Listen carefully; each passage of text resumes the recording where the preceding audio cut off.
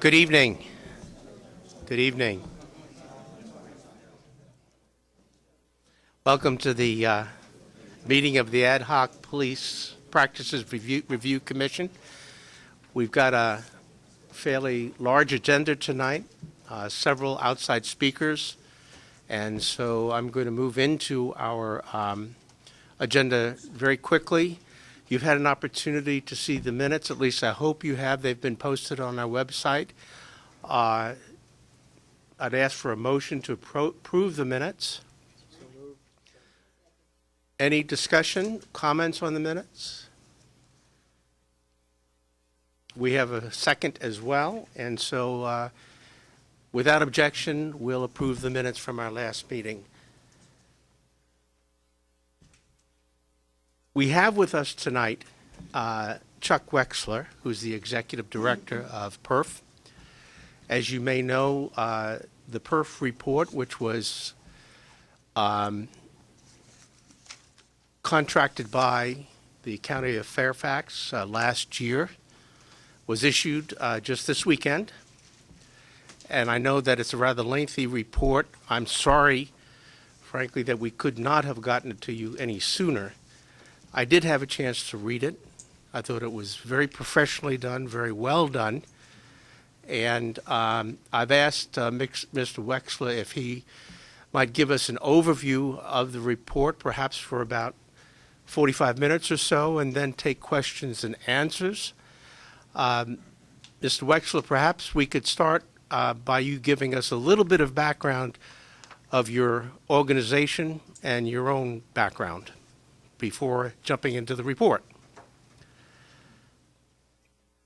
Okay, good evening, everybody, and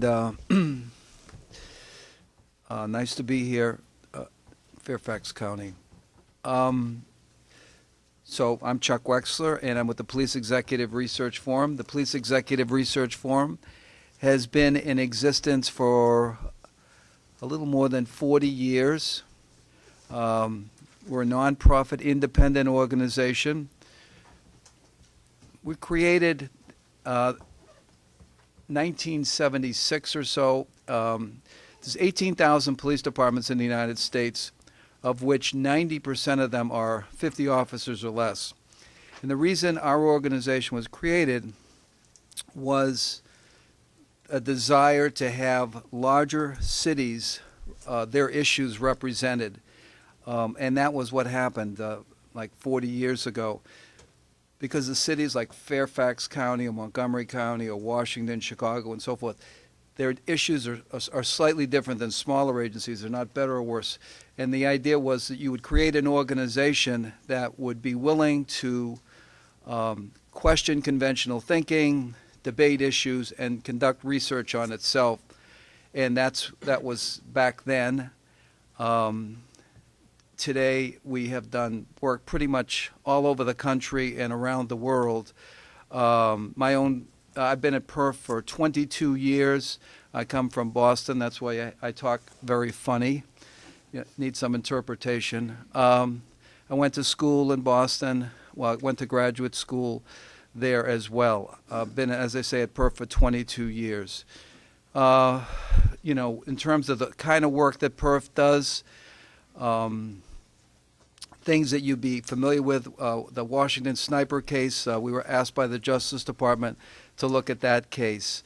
We have been involved in, all across the country, whether it's selection of police chiefs or studies on use of force. We did the guidelines on tasers in 2005 and 2011.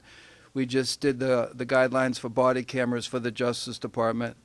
We just did a report on the San Diego Police Department on their issues that they had out there. We've probably done 200 studies of police departments. We've worked in the Middle East. We've worked in Northern Ireland and Tanzania. But here tonight, we're here to talk about use of force. We just had a major meeting on re-engineering of use of force in Washington about a month ago. So we've really looked at use of force issues. We've written a lot on de-escalation, on dealing with the mentally ill, on all kinds of subjects that relate to this. So it was really an honor when we were asked to look at Fairfax County. I live in Montgomery County, so it's an easy commute to come here tonight. So we were asked to look at Fairfax County, at their policies and their procedures, not to comment on specific cases per se, but to look at the cases. And so that's what we were asked to do. I will go through the scope a little bit, but that's who our organization is. That's who I am. Do you have any questions at this point? Thank you very much. If you would explain what methodology you typically use before going into your findings and recommendations. Methodology? The methodology for conducting a study like this. Yeah, in every jurisdiction is different, but in this case, in terms of the methodology, it is in the report. But we look at a lot of your policies and the procedures, and then we look at we look at all of the documents that are given to us. And then we, like in this particular case, we went back 10 years to look at use of force cases.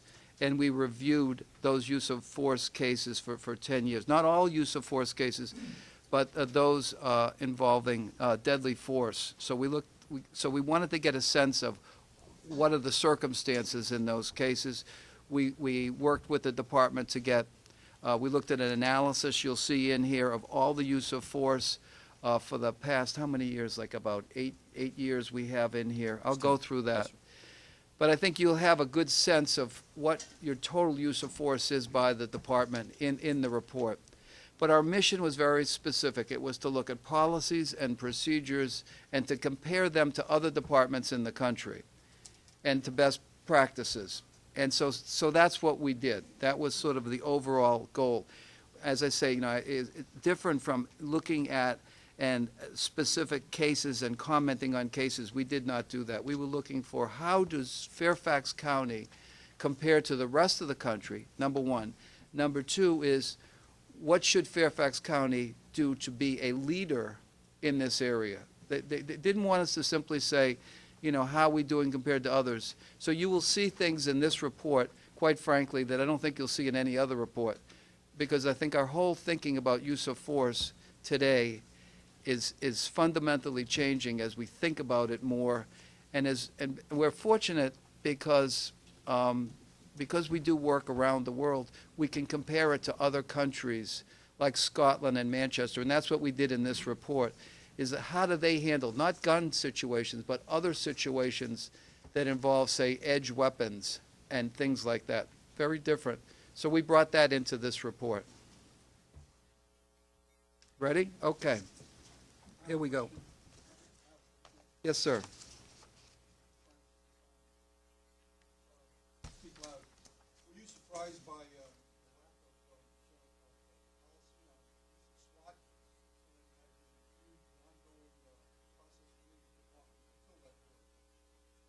Was I surprised that you do have policies on use of? we don't have general order on it, right?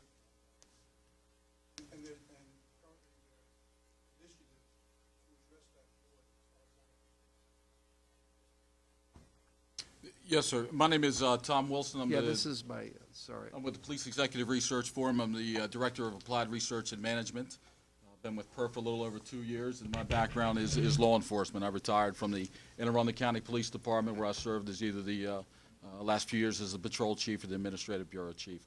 So I was one of the principal investigators on this. We did make a recommendation that they have a specific policy regarding their special operations, so their SWAT team, sir.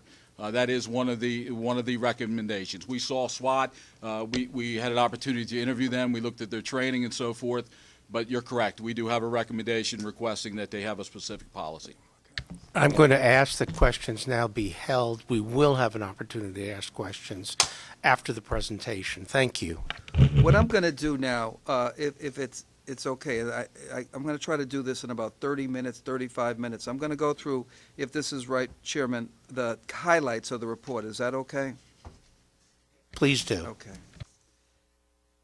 So in 2014, Fairfax County contracted with the Police Executive Research Forum to conduct a policy and practice review of the police department. This report contains 71 recommendations. I'm going to break these down into about 5 areas to give you the highlights, and I'm going to go back and give you some specific areas which I think are important.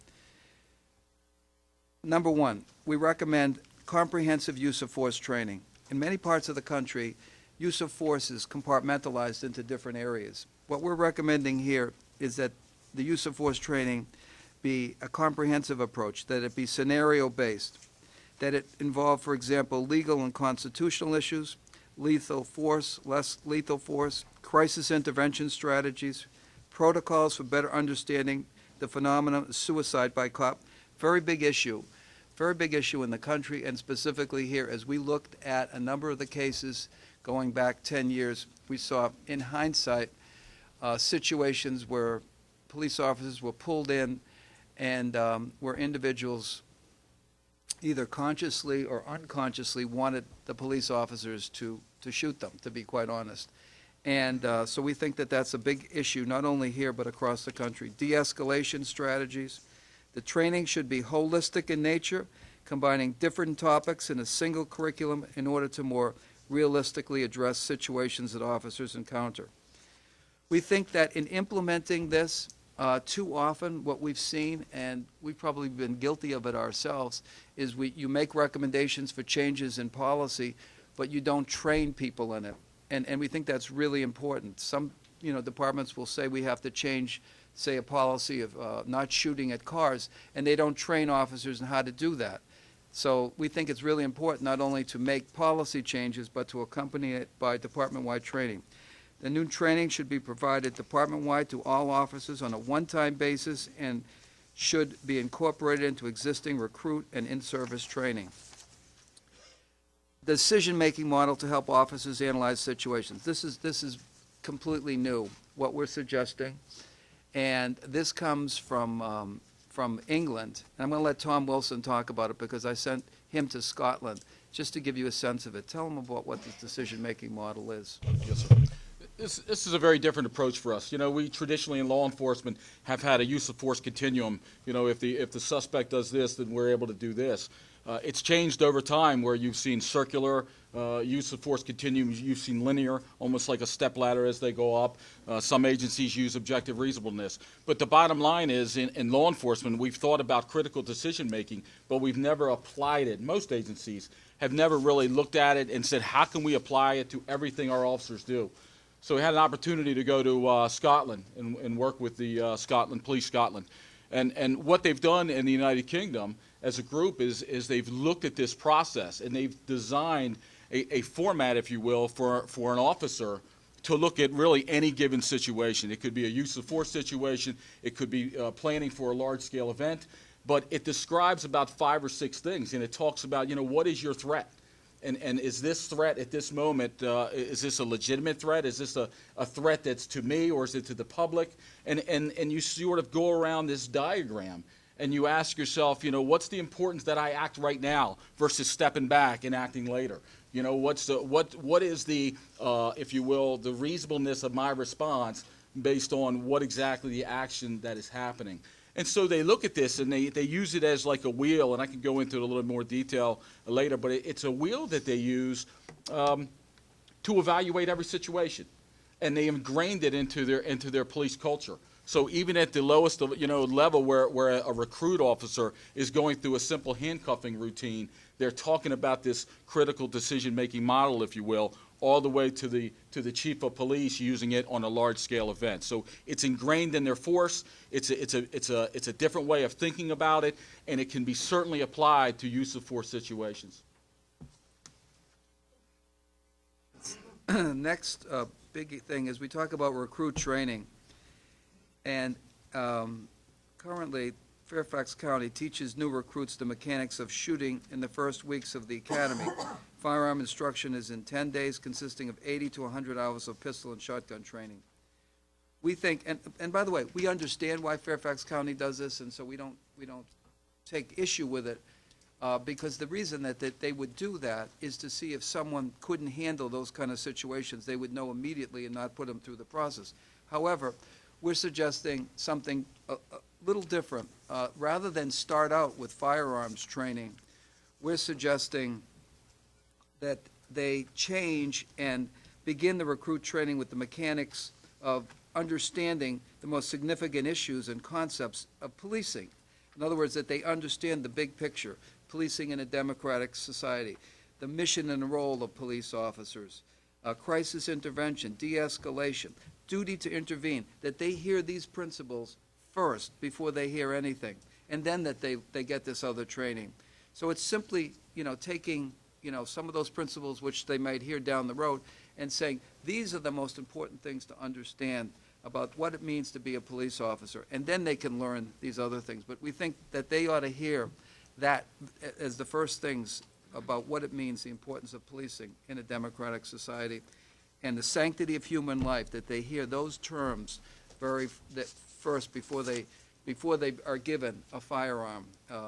So that's a significant change. And by the way, you'd probably find the introduction of firearms in most police departments in the country. It's nothing unique to Fairfax County. But when Fairfax County and the chief asked us to put together our recommendations, they wanted state-of-the-art. They didn't want to simply know what other people were doing. They wanted to know what could we be doing better. So that's kind of different here. The response to emotionally disturbed persons. We think this is a big issue across the country. We think it's a big issue here in Fairfax County. And that officers really get substantial training in dealing with emotionally disturbed people or the mentally ill. Now, the department is already doing a lot in this area, so I don't want to misrepresent that the department isn't, but we have some ideas on how that can be enhanced. And when you look at the incidents over the last 10 years, when half of those incidents involve people who may be mentally ill, it tells you that that's an area where you want to put a lot of attention. And again, the department's already doing a lot there. We have some ideas on how they could do more. We're also, in terms of officer selection, we're recommending that you create a selection review committee to include community representation. We think the community representatives should be a part of the process of selecting an officer, and it would be, and I think that you would get support for doing that. In terms of your use of force policy, we have a bunch of suggestions to strengthen your use of force policy by clarifying definitions, explicitly emphasizing de-escalation, specifying control tactics appropriate for different situations. Another important concept is this notion of creating a duty to intervene, is that in any use of force situation that other officers recognize that they have a responsibility if for some reason one of their other officers is kind of getting a little hot, that they say, hey, step back, we'll take over. That happens in a lot of situations where maybe you have a car chase or something like that. There's a responsibility for the other officers to help to intervene. We think it's important to, while they do a good job of de-escalation in officer training, we recommend that the department adopt strong policy language describing the importance of officers de-escalating tensions and confrontations when possible. For example, by calling for a supervisor. We know in a lot of situations, we've learned this in San Diego, that if you get a supervisor to a scene, a potential conflict scene, within 15 minutes, your use of force situations drop dramatically. We recommend explicit policy against officers shooting at or from a moving vehicle. If I could make one recommendation, to your department or to the country, I would say do not allow officers to shoot at moving vehicles under almost any circumstances, except when there's, like, say, someone with a gun in the car. This policy was implemented in the New York City Police Department in 1972, and it resulted in a dramatic drop. Not a big problem here in Fairfax County, but it's one of the things that you can tighten up, is you're not allowing it. And, the whole issue of officer safety, to be honest, almost no cases in the country where implementing this policy results in problems with officer safety. If anything, it results in officers not getting hurt, because standing in front of a moving car is only going to get you hurt, and it's not going to stop the person in the car. So we're very strong on that. We've recommended that in everywhere we've gone. We recommend a change in defining when a use of force, deadly force, must be investigated. We think you should investigate all incidents where deadly force is used in the same way, regardless of whether the officer hit his or her target. So if an officer uses their weapon and it doesn't hit anything, you should still investigate it, because that helps you to understand what were the circumstances and so forth there. Okay. Policies on electronic control weapons. These are also known as tasers. We call them electronic control weapons. We've done a lot of work on these ECWs, as we say. So we've written policies on them for the Justice Department 2005 and 2011. We've done research on them. And basically what we put throughout this policy is to make your policy consistent with what we know about best practices. For example, restricting the number of times you can, quote-unquote, tase someone, because we do know that continued application of the taser will increase the likelihood of injury or death. People have died from use of them in certain circumstances. The company has put advisories out. All of that said, it is a good thing for your department to have. You should have them. They simply have to be controlled and used appropriately. And so we present a number of ways that that you should tighten the policy. For example, the risks of repeated applications. There is a limit to how many times someone can be tased, and then you should go to some other option. So we talk about that. We talk about prohibiting chokeholds. I don't think that's a big problem in the department at all, but we think, in going through the policies, that is one area which a number of departments have tightened up. We talk about consolidating your policies on police pursuits. And so that's the big picture sense of where you are. Now I'm going to drill down in some other areas and just go through it. I'm not going to go through all 71 recommendations, but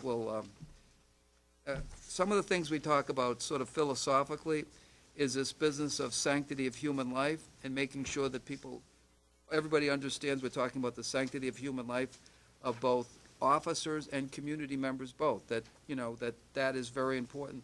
A lot of departments are changing their policy because they want their officers to recognize why they became officers was, the preservation of human life, and that they understand that as a guiding principles. Okay. The scope of what we're asked to do, I'm not going to go through all of that, but that is on page 11. Basically, that says what we were supposed to do. We're looking at hiring processes, use of force policies and procedures, assessment of training, recruit in service, policies and procedures as they compare to Virginia accreditation. We looked at how your policy compares to 10 other agencies around the country. We identified the positive aspects of your policy. We identified the areas that needed improvement. And we went on site and interviewed a bunch of people in the department, and we looked at a lot of data. You'll see in this report, I don't know how often that you've seen this information, a kind of snapshot of use of force over a number of years. We looked at all your written directives, organizational charts, and so forth. The other departments we looked at for sort of best practices were Anne Arundel, Cincinnati, Fort Worth, Las Vegas, Los Angeles, Miami Beach, Minneapolis, Montgomery County, Nassau, Seattle. We looked at these different departments for different reasons. Some of them we looked at them because they're in this area. Las Vegas, for example, we looked at because Las Vegas just had a collaborative reform. And so they had the Justice Department come in, and we thought, this is what the Justice Department considers, better practices. Los Angeles, they went through a consent decree. That's why we selected them. Montgomery County, it's in the area. Seattle, they're going through a consent decree too. So there wasn't one way to do this. We try to get a cross-section of departments to see how they compare on your policies. We talked about this use of force decision-making model as a better model, a model as opposed to a use of force continuum, which is basically you expect an officer to try to figure out in a difficult situation what's justified, or even the objective reasonableness thing from the Supreme Court. Those are hard concepts to get your head around. We think it's better to teach them to think about, what are their options? What is the risk? Can they do this by themselves? Should they withdraw? And by withdraw, we don't mean retreat. There's a big difference. Should they step back and ask for help? In policing in America, the best part about policing in America is you have officers who are willing to risk their lives. That's the good thing. The worst thing is you have officers that sometimes put themselves in situations that are difficult. So we have to teach them that it's okay to step back, to ask for help, to get a supervisor. But it's a good quality when you think about it, that officers want to take action. They want to do things, and that's what you want.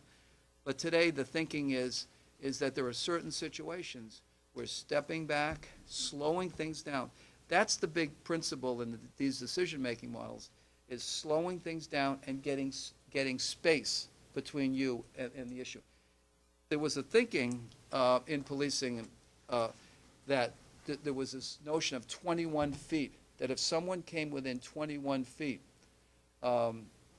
somehow you were more justified in using deadly force. And what we've learned is if you can keep that, but that whole theory is ridiculous, and we've thrown that out. But still, in some departments, there's that thinking.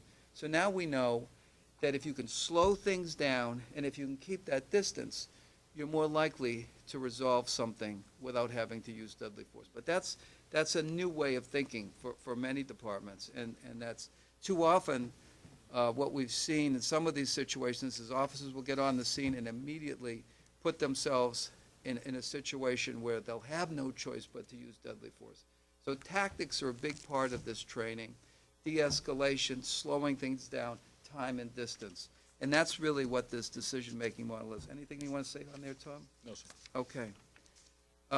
Again, we talk about helping officers respond to incidents involving emotionally disturbed people. We talk about suicide by cop. It's a fairly, it's not a really well-known occurrence, but when we went back over 10 years and we looked at these situations where officers would respond, and there would be, some kind of, like a small knife or a screwdriver or a BB gun or something like that, and you try to ask, why would this person confront an officer who had a gun? Why would this person? And then when you looked at their background, you realized that they had some kind of emotional problems. And the only way you could possibly understand that is to think that these individuals wanted the officer to somehow to shoot them. It sounds preposterous until you look at it. And by the way, if we're talking about 10-year period, all you need is 1 or 2 every year to have 25 kind of cases you're looking at. So in the aggregate, it looks like something, but you wouldn't notice it every year. So that's why we think, being able to recognize this. And importantly, what's important in these situations is the role of the dispatcher. In a lot of places, spend a lot of time training dispatchers, because in situations we've looked at, if they get the kind of information out of the person, perhaps they're schizophrenic, perhaps, whatever the background, or they've gone to that location 30 times, the officer needs to be told that and say, here's what you're walking into. We've been here 30 times. This person, the mother says their son has been acting erratic. They were off their medication. All of that information is important to be able to distinguish between, a person who's in crisis versus a use of force situation. And they're very difficult, but the dispatcher plays a key role, and that's why we think that dispatchers should be trained as well. We looked at national trends. We looked at your definitions. We looked at the accurate reporting and review of incidents. It's very important. Sometimes there's a tendency in police departments to have boilerplate kinds of reports, and by that I mean, every report looks the same. It's important for supervisors to kind of look at those reports and really take time to kick them back if they're not correct. We thought it's important to have policies that are open and transparent, policies, practices, and training governing the police response to incidents involving persons with behavioral issues, policies on shooting at or from moving vehicles, firearms training that moves beyond marksmanship. Too often firearms training is just about can you hit a target? It should be part of an overall de-escalation process. Other concepts are, we talk about legitimacy and procedural justice and the way you introduce those terms into dealing with citizens. Very important part of this. Okay, and let me get into the use of force data analysis. So we looked at a 10-year trend, and the vast majority of use of force incidents, between 69 and 80% in any given year, involve use of hands-on on the subject. Now, a lot of you, probably think, geez, that sounds like a lot. Actually, what's happening in the country is a tendency for police officers not to go hands-on. And so, but when we talk about hands-on, it means trying to get control of someone versus using a taser or using OC spray or something like that, or a baton. So hands-on is actually a good thing because it tends to be a lesser form of force. Wouldn't you say, Tom? Would you explain that a little bit so people understand that? Absolutely. So as you can see, some of the numbers and the trends here, and it was 2013 that almost 80% of their use of force incidents involved hands-on. So what that means is that the department is going to report any time that they have to go hands-on with somebody, that person may have an injury, or that they show a sign that they may have an injury, or they make a complaint that they have an injury, and so they're going to document that. That is a best practice across the United States. Fairfax is doing it very well. Fairfax is even documenting when they point a firearm at someone and use that as a threat of force. That is not something that you're going to see everywhere across the U.S., but they are documenting that here in Fairfax. So when you see officers make those attempts to use the lowest level of force, which is, I'm going to use my hands, I'm going to place my hands on you to get you in control, that in the broader sense, that's a good sign versus what we were seeing years ago, especially when the taser first came out, where officers were very quick to go to that taser. And the reason being is we thought it was a non-deadly tool. Okay? Well, that's not the case. We found out quickly that people were dying and that incidents were happening all across the U.S., and it's not a non-deadly tool. It's a less lethal tool. We don't expect it to kill someone, but it can kill someone. So when you draw that taser and you use that taser, you really better be thinking about the repercussions to that. Again, it comes back to, as we talked about in the decision-making model, what is your action as a police officer and your use of force in proportion to the incident that you're dealing with. So obviously, if you're in a violent crime situation, your use of force may be very different than some 16-year-old that just tagged the street sign and is running away from you. Is that the place you deploy a taser and try to hit them in the back with it as they're running away? No, it's not. So we did address some of those recommendations here. So when you see that, using your hands, that's not a bad sign. And you see, if you look at, if you have the report, page 25, if you look at the hands-on, the number of hands-on, that's slowly increasing, which we think is good. If you look at ECW, that's the taser, those numbers are decreasing. You had a high of 191 in 2009. Last year, 2013, you had 120. Discharge of firearm, you had a high of 15 in 2008. And in 2013, you had 6.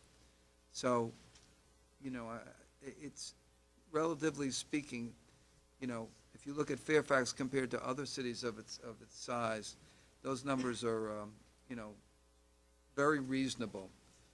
What's the difficulty, to be honest with you, it's hard to compare these numbers to other departments because other departments don't keep track of this information. We're suggesting that Fairfax County make this information, put it on its website so that they can track it. That their numbers are very useful, very helpful to get some perspective on this. I mean, there's other cities in the country that would love to have these numbers, but they don't have, you can't compare one city to another, too. I mean, you just don't have the same level of crime, the same level of conflict. I want to just make this point again. Because I think this is important. So we examined 25 officer-involved shooting cases from 2006 to 2014. In roughly half the officer-involved shooting incidents, the subject had a gun or a realistic-looking weapon, such as a BB gun or a toy gun. The other cases involved knives, swords, or no weapons. Approximately half of the officer-involved shootings over the 10-year period could be viewed as involving emotionally disturbed persons. So, an officer arrives at a situation. An individual comes out with a toy gun. There's no other way to look at that than to think that this is a suicide by cop situation. But it happens all across the country. And for an officer having to make that split-second decision, it's very difficult, to distinguish. But yet, I think the more we learn about this phenomenon, the more we learn about the call you have, the dispatchers, their ability to get the information, the important. Because believe me, if an officer gets involved in a situation and has to shoot them, and they pick this up and it's a toy gun, that officer is devastated. Believe it, to think that they took a life because someone presented a situation, it's a horrible thing. One thought we had in terms of, constructive comments is it takes 6 to 20 months to internally investigate these cases. We would hope that the department might find a way to investigate these cases faster than that. We next go through the 71 recommendations. I don't want to take all your time going through that. I think we've talked about most of them. We talked about officer selection and involving citizens in that. We've made some recommendations on those areas about selecting community members. We talked about the duty to intervene. We talked about the sanctity of human life. A lot of this stuff is technical stuff for the department about defining what objectively reasonable is in your policy, about changing, using the term less lethal as opposed to not deadly. And very important, tightening the restriction on shooting at or from a vehicle. And I'll read that exactly because this language is very important. Officers shall not discharge their firearms at or from a moving vehicle unless deadly physical force is being used against a police officer or another person present by means other than a moving vehicle. Probably one of the most significant recommendations any police department policy can have. We talk about training on the use of OC. We talk about adopting the electronic control weapon terminology. We go from a device to a weapon because we do think that they are in fact weapons. And we talk about restrictions, a number of restrictions there. And this is important. So this is the kind of recommendation we made on your ECW. This comes from the work and research we've done. Personnel should use an ECW for one standard cycle, 5 seconds, and then evaluate the situation to determine if subsequent cycles are necessary. Personnel should consider that exposure to the ECW for longer than 15 seconds, whether due to multiple applications or continuous cycling, may increase the risk of death or serious injury. So we think these are significant weapons, but you should have them, because if you took them away from your department for some reason, you would see your officer-involved shootings would go up. So while we're hard on them, it's important to have them. They're an important tool for any police department to have. We think it's important to notify your hospital people after you use an ECW, because sometimes what happens is they're used and then someone might have a medical emergency. So it's always important to have hospital people evaluate it. And I think I'm getting close to most of the significant recommendations. We talk about scenario-based recruit training. And again, the department is already doing some of this. I don't want to make it seem as though the department isn't doing this. We're strengthening it. We're talking about begin recruit training with important concepts in policing. We talked about that. And also changing your issues with in-service. So in-service training is more scenario-based. I think, Mr. Chairman, we talked about discontinue use of the pit maneuver, and I think that's just about it. I'm going to I'm going to stop there and take any questions. Thank you very much. I'm going to lead off with a question, and then we'll go around the table. It's said that policies and procedures is only as good as the commitment and the will of the leadership. And when I say the leadership, I'm not only talking about the chief of police or the commissioner of police. I'm talking about the lieutenants, the sergeants, the captains. In your communications with the Fairfax County Police leadership, and you're dealing with them throughout this report, I wonder if you could comment on their open-mindedness, their interest in implementing wide-ranging recommendations like you've put forth to make the police department a model for others. Well,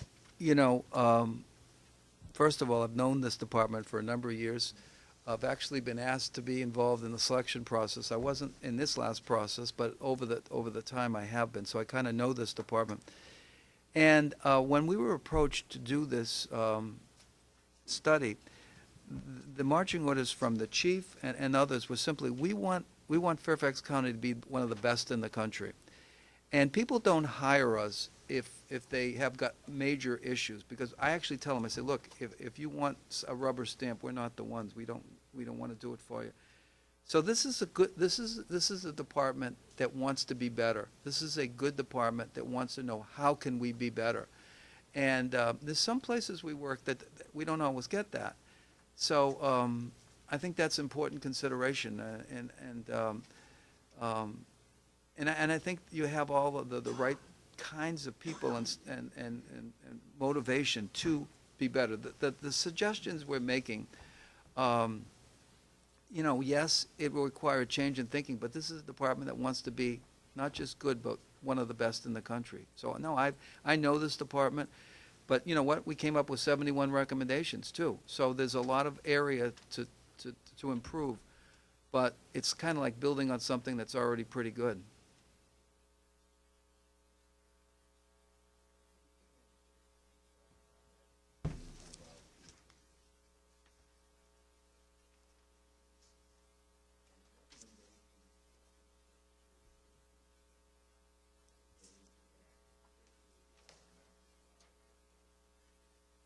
Right.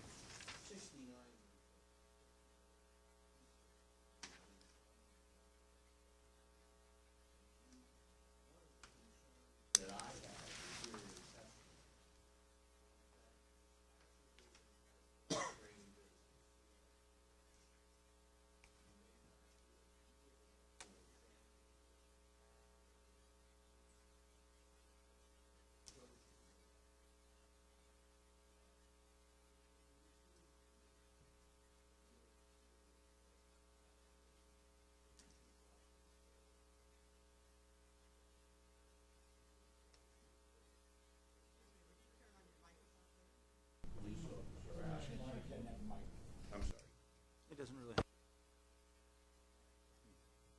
And we're on. Sorry. To go back, recommendation 66 through 69 talk about half the incidents Fairfax County Police have been involved in, namely those with mental health. But it shows a gap that we had heard between the dispatchers and the officer being sent out. And I know Chief Rossler's told us he has a goal of making sure all his troops, all his officers, have this type of training, which is excellent. How do you solve that problem? How have you addressed that with other police forces, and how could you drill down a little more on your recommendation 69? Well, what I would say, if everybody can hear me, what I would say is that's a very good question. And the Justice Department just had an agreement in Portland, Oregon, where they, it was kind of state of the art, because on the one hand, people say that everybody should be trained in crisis intervention training. On the other hand, they say only certain people should be involved in crisis intervention training, officers that want to do that. And so that's the distinction they made in Portland, is they said you should have this group that really gets intensive crisis intervention training. Not everyone's going to be good at this, but all officers should have some basic knowledge. So here what we're saying in Fairfax County is that you have everybody trained, but you have some subgroup that gets specialized training in the Memphis model, as you say. Okay, let me follow up. Okay. So just take Fairfax County police officers working shifts. Are you saying that an ideal would be to have a sufficient number of CI-trained officers across all shifts? Yes, sir. And to make sure that the dispatchers know which officers on that shift are CIT trained or part of the crisis intervention team, as I would say, so that when the officer goes out, we're sending the best equipped officer to handle that current crisis with somebody with mental illness. Right. I mean, the challenge, as you can appreciate, is you don't always know what you have.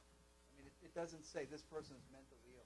I mean, a light doesn't come on, so you have to kind of depend on your dispatches or the call history.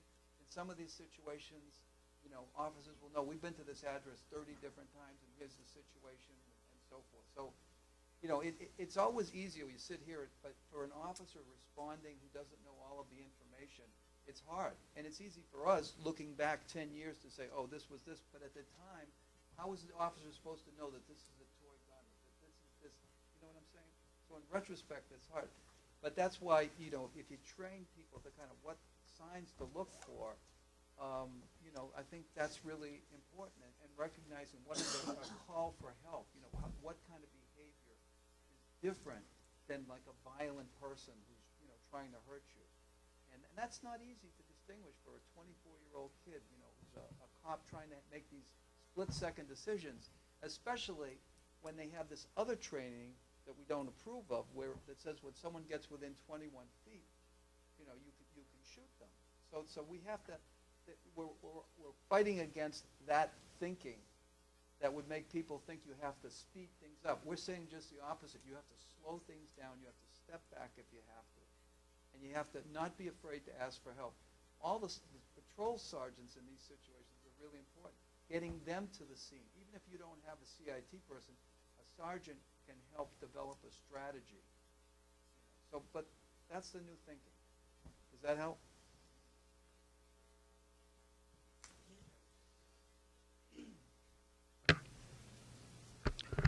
Let me apologize for the way the voice sounds.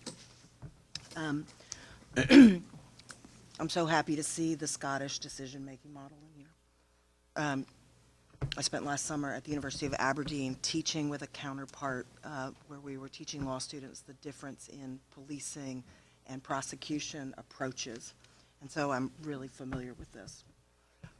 I wonder if you could talk about or think about this idea of objective reasonableness as being defined in the United States in the breach, meaning where there is a shooting or a use of force, there's an investigation, and the result of that investigation gives us, you know, something to learn from.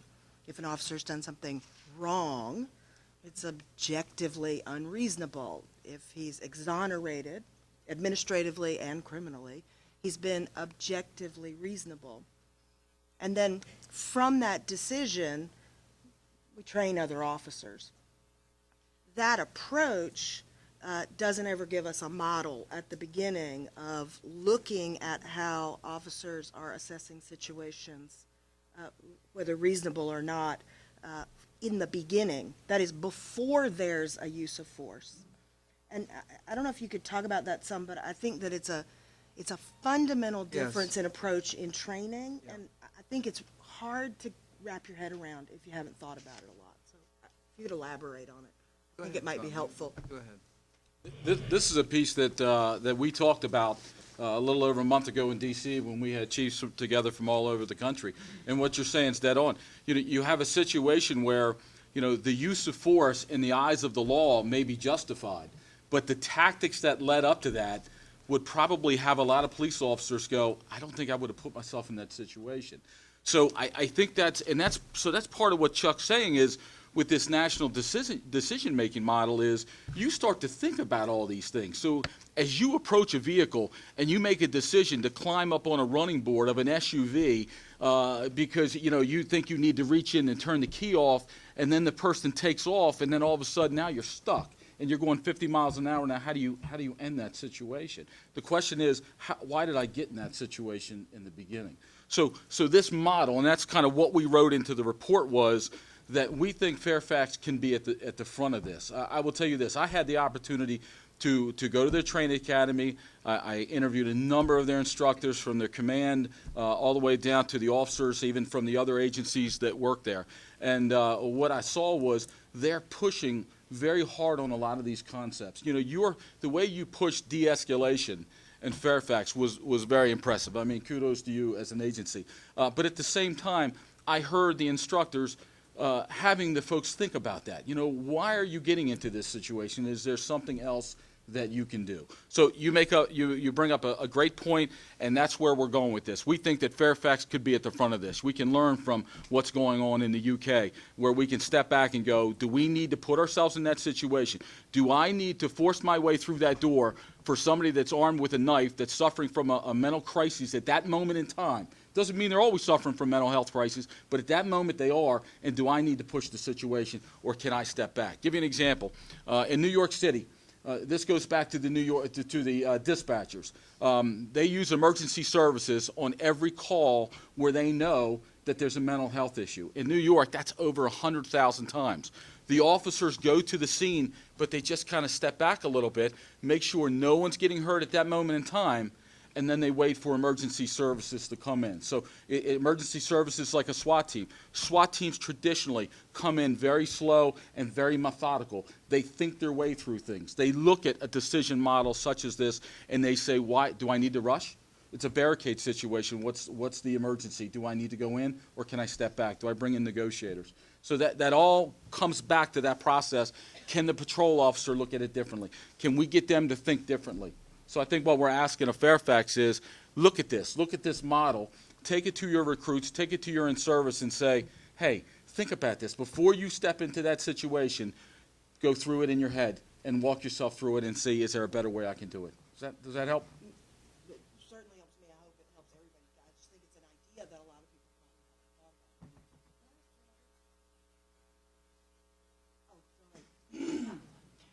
thought about. I wonder if you've looked at, in this decision-making model, and I'm interested in, you saying you train officers on values at the beginning, the tie between police departments and prosecution, where the role of the police officer really is as the investigative branch of the prosecution, and how officers act in those situations as opposed to feeling more independent and feeling more preserve and protect, as opposed to gather evidence, build a case, hand it to a prosecutor who's going to praise me for bringing that kind of case.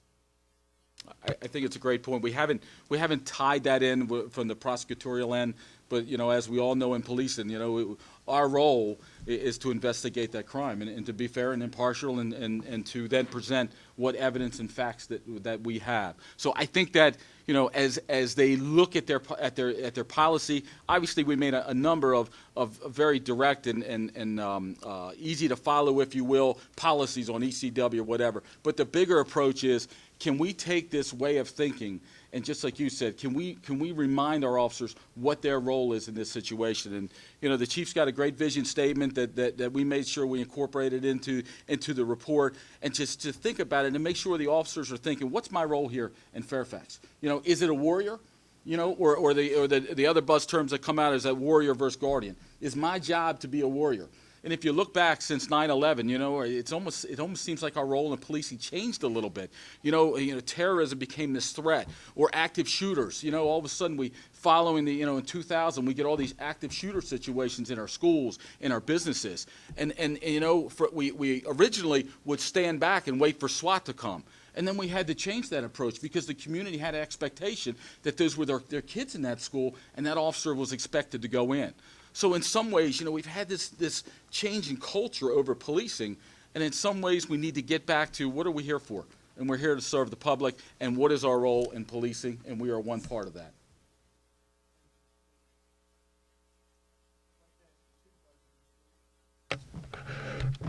You said that it takes was it 6 to 20 months in Fairfax County when you have a shooting?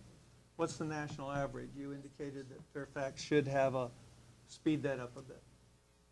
You know, I don't know that there's any national average. I would just say, ballpark it would be good to get investigation.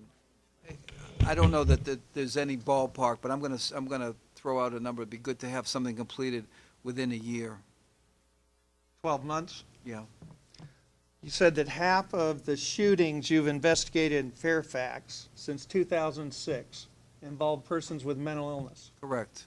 Well, that's our assumption. We can't You're recommending CIT, which I strongly support. correct. Lieutenant Colonel Tom Ryan gave us some very interesting statistics. 2007, Fairfax trained 30 officers in 1 year.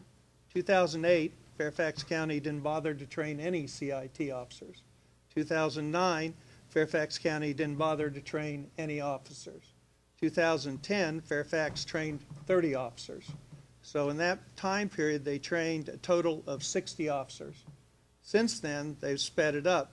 2 classes, 40 officers, 4 classes, 40 officers, 3 classes, 40 officers, 2 classes, so 557 officers, assuming all of them are still there. Can you tell us, in looking at the shootings, did you correlate those with CIT to show us that CIT made a difference? How many of those shootings involved CIT? Was there a decrease once Fairfax started speeding up CIT and saw its importance? Or was it consistent on all those shootings? Well, we did not correlate it. And remember, we're looking at over a 10-year period, so the occurrence is still relatively rare. I mean, you could have thousands of interactions, and you have one interaction with someone who's mentally ill. So in the aggregate, it looks like a lot, and it is, but on a year-to-year basis, it's still a relatively small number. So I think, look, I think I understand your point. I don't know that we can answer it. Trying to get a correlation between CIT, which I believe is important, and you're saying is important, and what actually happens in the field. Do you Right. have statistics that show how many shootings were avoided by CIT, or statistics that show if a CIT officer was involved in a shooting? Yeah, no, I don't have those statistics. Okay, thank you.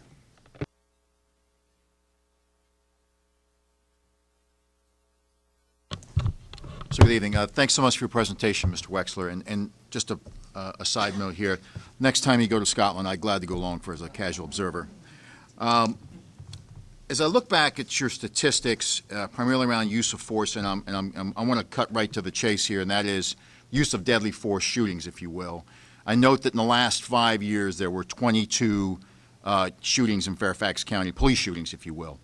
And I note that in the last 5 years, the Fairfax County has total police-involved citizen interactions. That includes criminal arrests, traffic interactions, and service calls for service, are somewhere between 450,000 and 475,000 each year. So if we extrapolate those 22 shootings in 5 years, let's say 4.5, let's just say 5, we'll round it up. So for 5 shootings out of almost 500,000 service calls, how does that compare to other police departments? No, I get what you're saying, and it is a relatively small number, given the greater number of calls for service. There's no question about it. No, there's no question about it. The numbers here are good in terms of comparison to other departments in the country. We don't have the accurate information that we need that would allow me to make a better statement on that, because departments don't necessarily collect this information, share this information. That's why we think Fairfax County should post this information, be a leader in this respect. But no, your point is, it is a relatively rare occurrence. Thank you.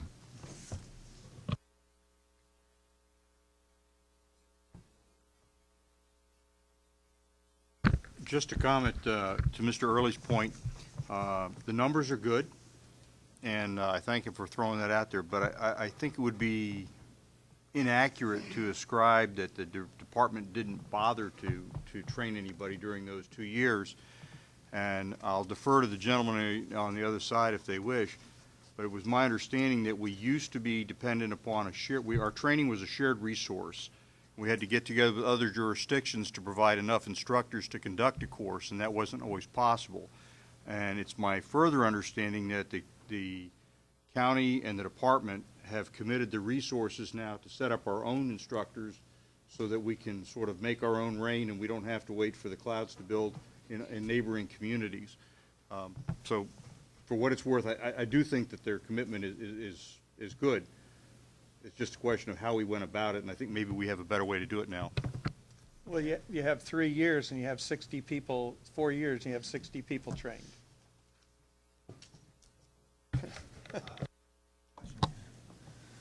I'm going to hope that this is on. Oh, Mr. Wexler, I too want to thank you for your report. It's pretty comprehensive here. And I'm going to ask you a question based on what I have on page 85 of the report. And there, in one of the paragraphs, it says that PERF has found that simply changing policy is not enough to produce the changes in practices and department culture that are needed for true reform. Departments must be prepared to invest the time and resources to explain the new policies to their personnel and to train them in how to effectively implement those policies. In fact, you write here, that is what this final recommendation is all about. Now, my question on that is, considering what you know about the Fairfax County Police Department, do you have an idea that you might be able to inform us about regarding what kind of time frame you would anticipate such cultural change might be able to be achieved here, and what would be the approach to take to monitor the change in that culture which you've called for? No, that's a really very good question. You know, it's easy for me to say, for any of us perhaps, to say, you know, we need to change a culture. It's very hard to change culture. But it starts at the top. It starts with, you know, a willingness to embrace the report.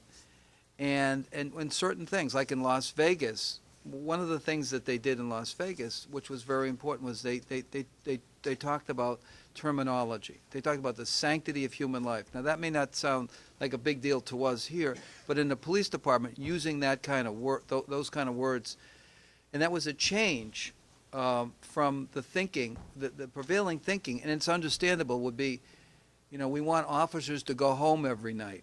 Well, that's right. We do want officers to go home at night, but we also have an appreciation when that Las Vegas said for the sanctity of human life, that message meant everybody's life is important. And so that's the kind of specific things that a culture starts to change. Because that would be the thinking, because you had, tragically here in Fairfax County, you had 2 officers killed. 2 good officers were killed.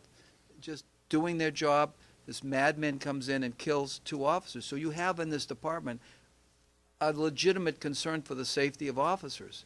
At the same time, there has to be this appreciation for the sanctity of everybody's life. So that's what you're dealing with. On the one hand, officer safety issues, legitimate, because you've had officers killed here, much like in New York City when 2 officers were killed here.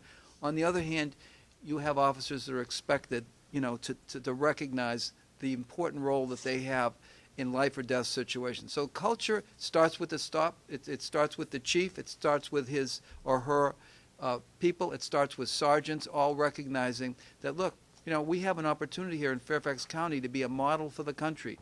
And once they see that, you look at Los Angeles Police Department. LAPD had a reputation for years as, you know, a great department, and then something went down.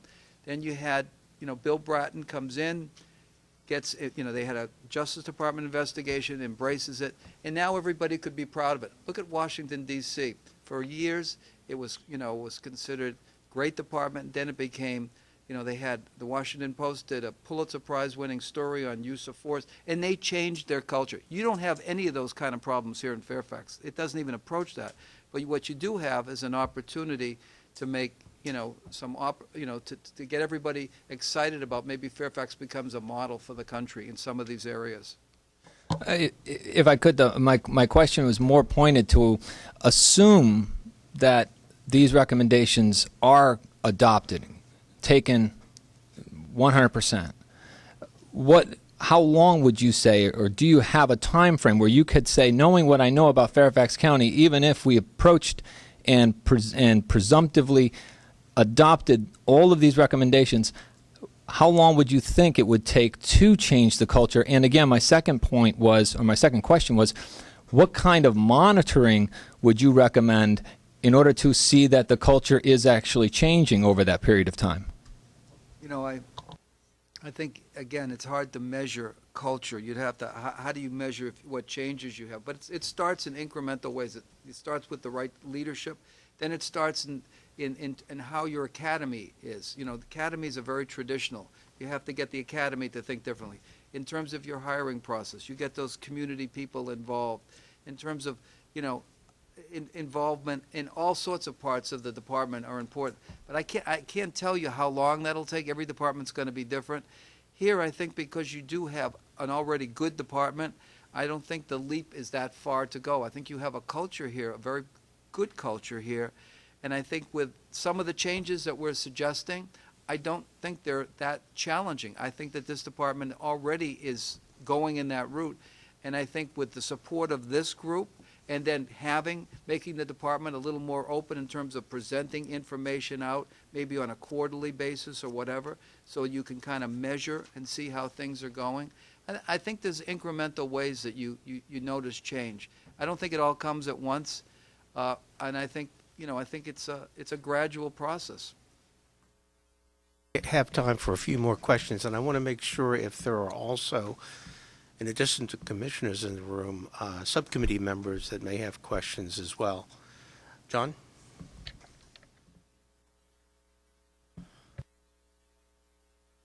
Is that lit?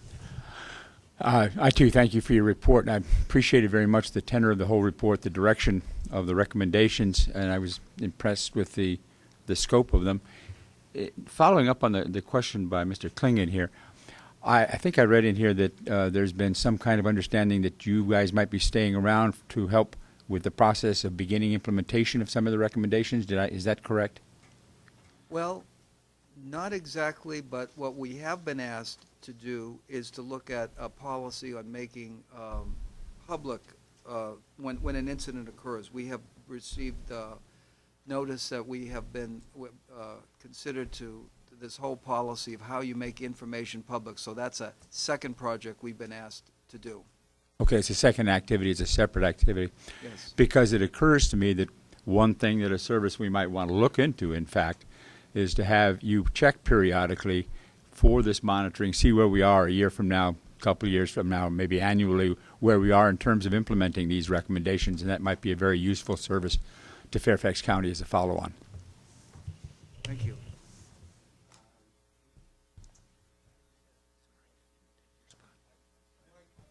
About methodologies, and I agree with Mr. Johnson. I thought the report was very well done and a number of very good suggestions. In fact, I think they're all good suggestions, but I'll try and go quickly here. You indicated you looked at the 25 use of force or OIS cases since 2006. Did you have access to the full unredacted files in all 26 of those cases? Yes, I think we did, right? Yes. Yes, we did. The only ones we didn't have access to is active investigations. All right. Okay, that's fine. So you had those. And the rest of these are all about investigations. I understand oversight. Excuse me. I take it that you didn't read the scope report, and I guess I don't read it either, to include oversight functions compared to other jurisdictions or anything of that nature. Is that correct? That was us. You mean? Yes, that was outside the scope of services. Yes, sir. Does PERF write on oversight issues, civilian oversight? You say you do reports on a number of topics. Have you written anything on that might be informative to us? Well, we've written a report on consent decrees, on Department of Justice consent decrees. We work with the Special Litigation Division. We've worked in that area. I don't know that I would consider us an expert in that. We know a lot about it, but I wouldn't say that. It's fine.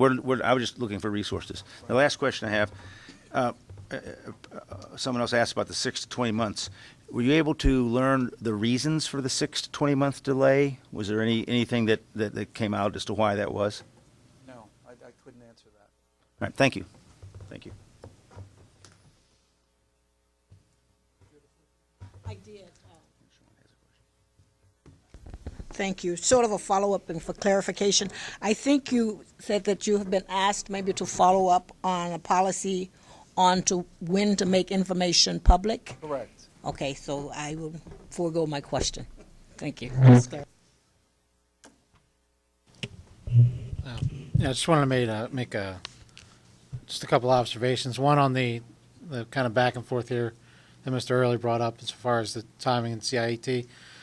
When you're talking about that time frame, I think it's very disingenuous to talk about any type of training program without mentioning it within the backdrop of the budget and the challenges that this county and pretty much the country was facing at that time.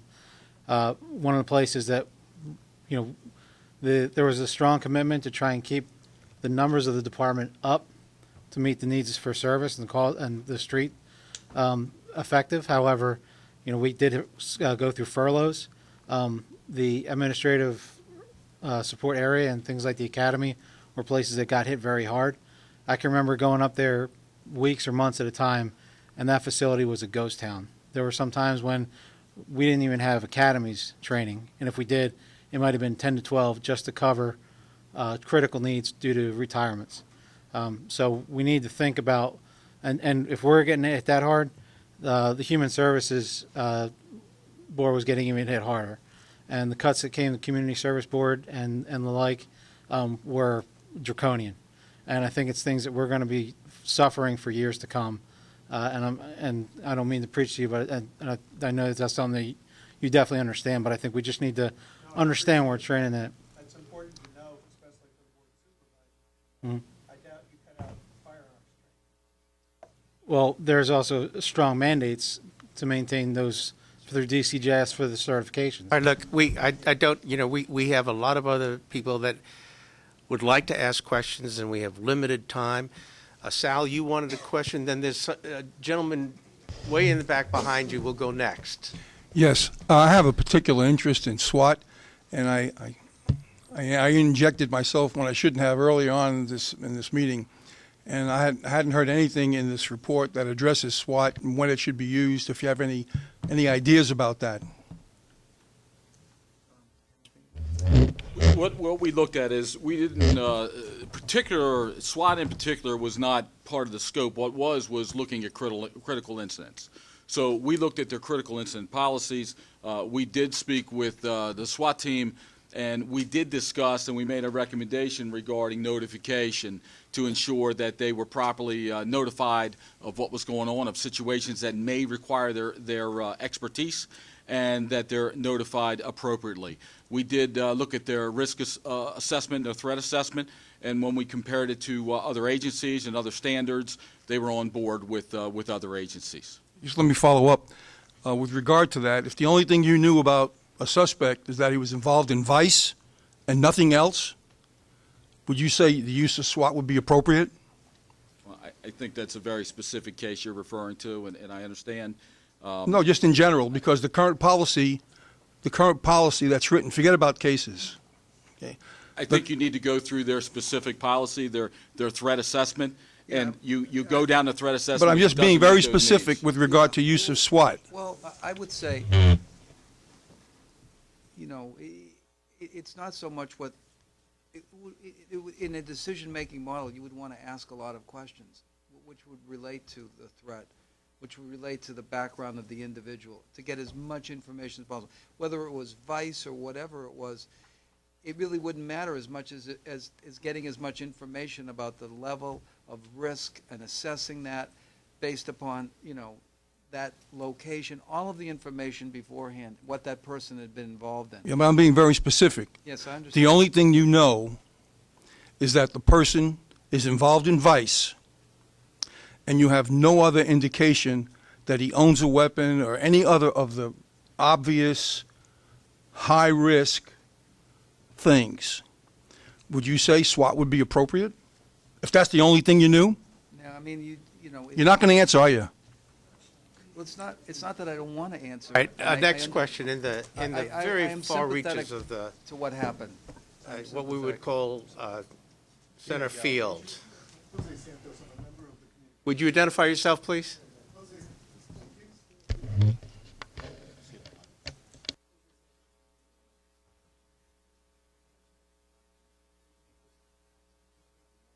Try another one. There we go.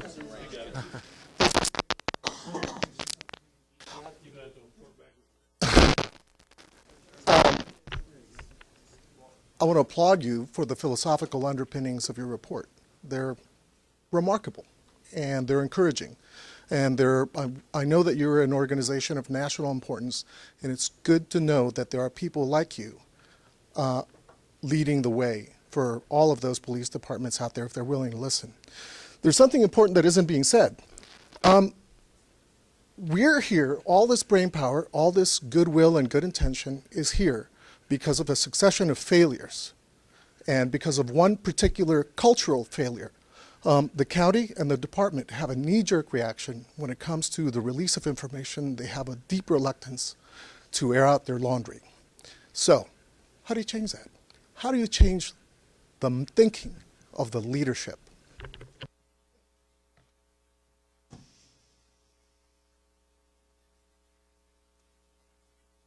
I think there are people that want to change. I think that this commission will help push that process.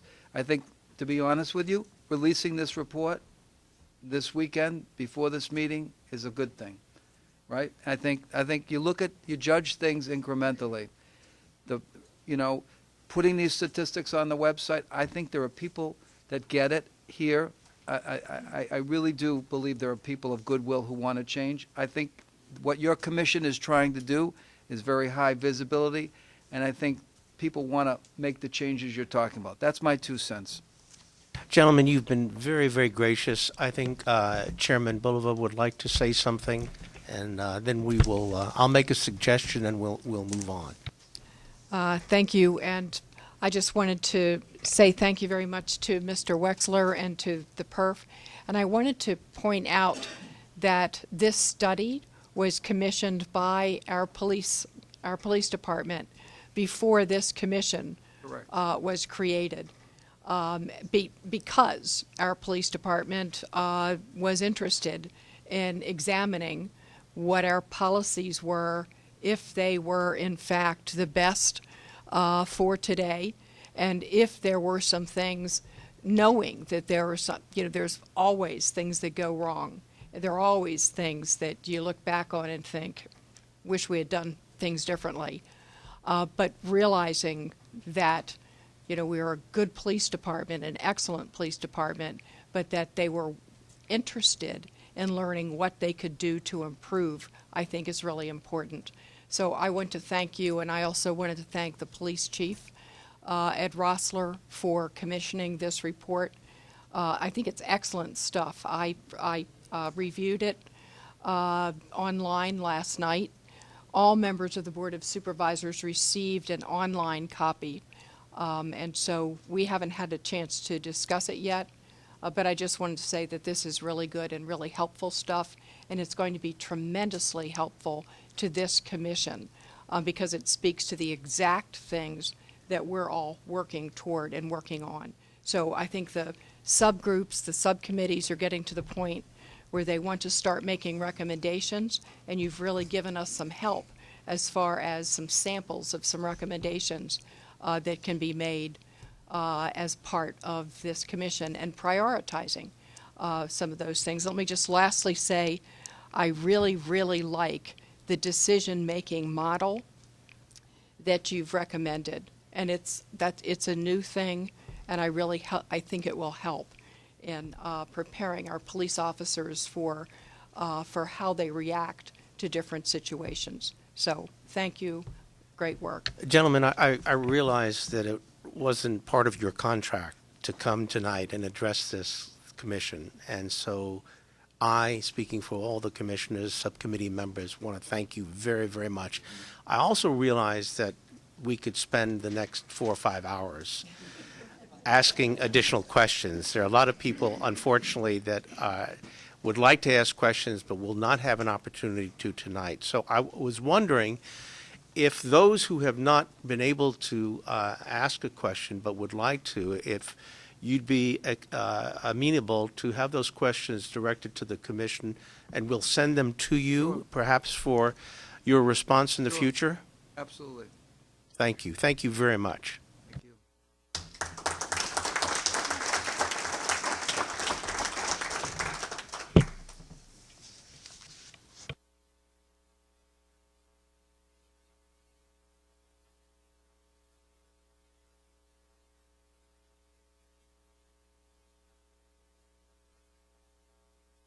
Of the FBI, and has been involved for some time now with the Fairfax County Police Department, their Incident Support Services Behavioral On-Call Team, BOT.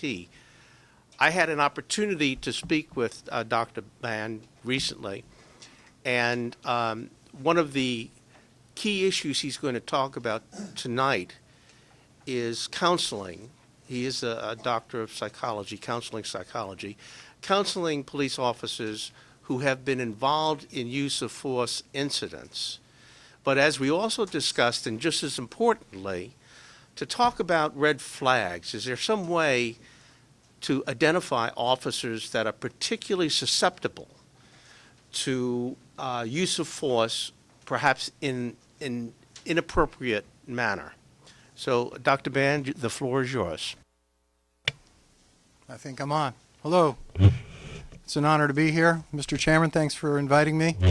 I think we all have had situations where we've been in disastrous unfolding events. And as we think about those disastrous unfolding events, whether it's a impending car accident or horrific news that may be forthcoming, there are often, as this is happening, as trouble is heading our way, we often say two words to ourselves. Does anybody know what those two words are? Oh shit, that's right. That's exactly right. And the minute you jump on that continuum psychologically, that'll be on the exam, by the way. The minute you jump on that continuum, something happens.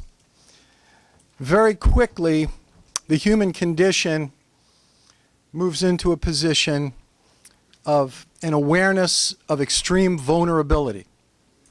Extreme vulnerability. And that's sometimes described, I think, in cartoons, perhaps as a deer in the headlights. And you're at an impasse. And it's so important that at that moment, for you to get out of that deer in the headlights situation. So as I listened to the fellas doing their presentation on the heels of that lengthy and incredible report that was actually requested by our police department, that the training and the muscle memory required at that moment of impasse, of horror, requires decision making. And that decision making happens so fast, whether you're going to swerve out of the way of a car that's heading towards you, or whether you're going to swerve into a ditch and flip over in a ravine. Things happen so fast. If you get past that segment after you've used those two words and you've broken out of that deer in the headlights, you come to a situation where you have to say, I've got to do something. I've got to do something. And to refocus from that psychological internal impasse, to move quickly to save the life of yourself, somebody sitting next to you in that car, a police officer who is defending a citizen or their own life in a critical incident requires gaining control of that situation. Another element of taking muscle memory, very fast decisions in which somebody is trained to do something optimally, and then committing to action, to hear your inner voice say, here goes. Commit. I've got to do something. Who am I going to call? The police? I am the police.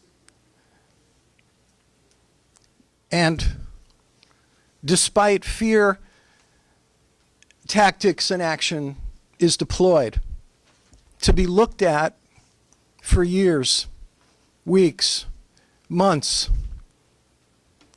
Did you make the right decision? I asked that a piece of paper be handed out to set the tone. I don't know if you got it, but I wanted to have you imagine in your mind's eye that your child, your daughter, your son, right now is in a Fairfax County police cruiser and is serving and protecting the citizens of this incredible county.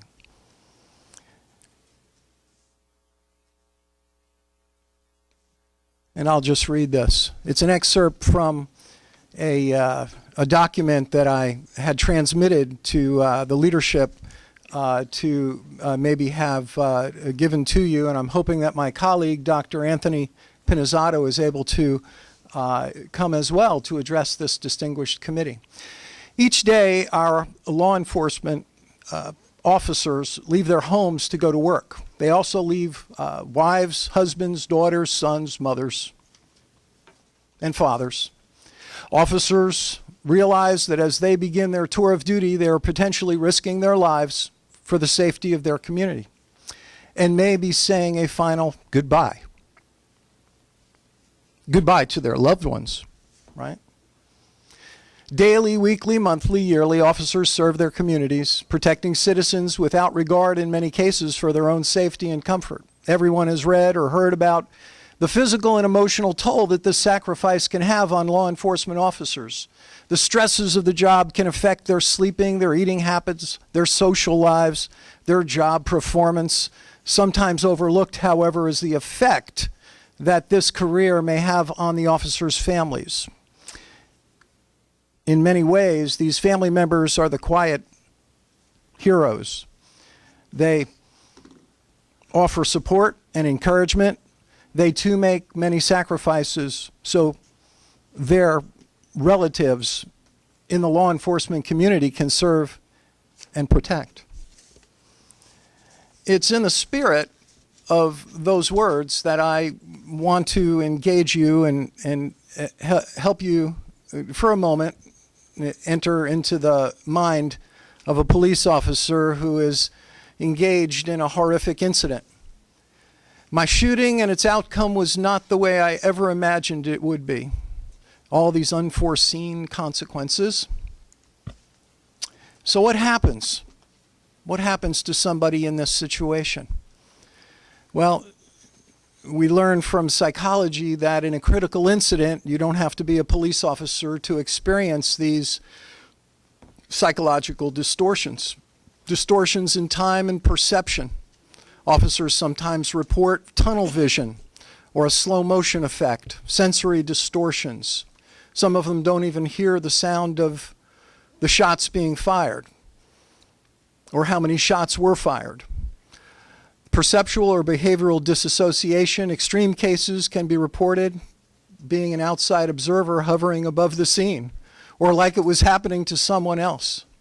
It's a horrific, life-threatening situation that our officers are asked to operate in when deadly force is called upon.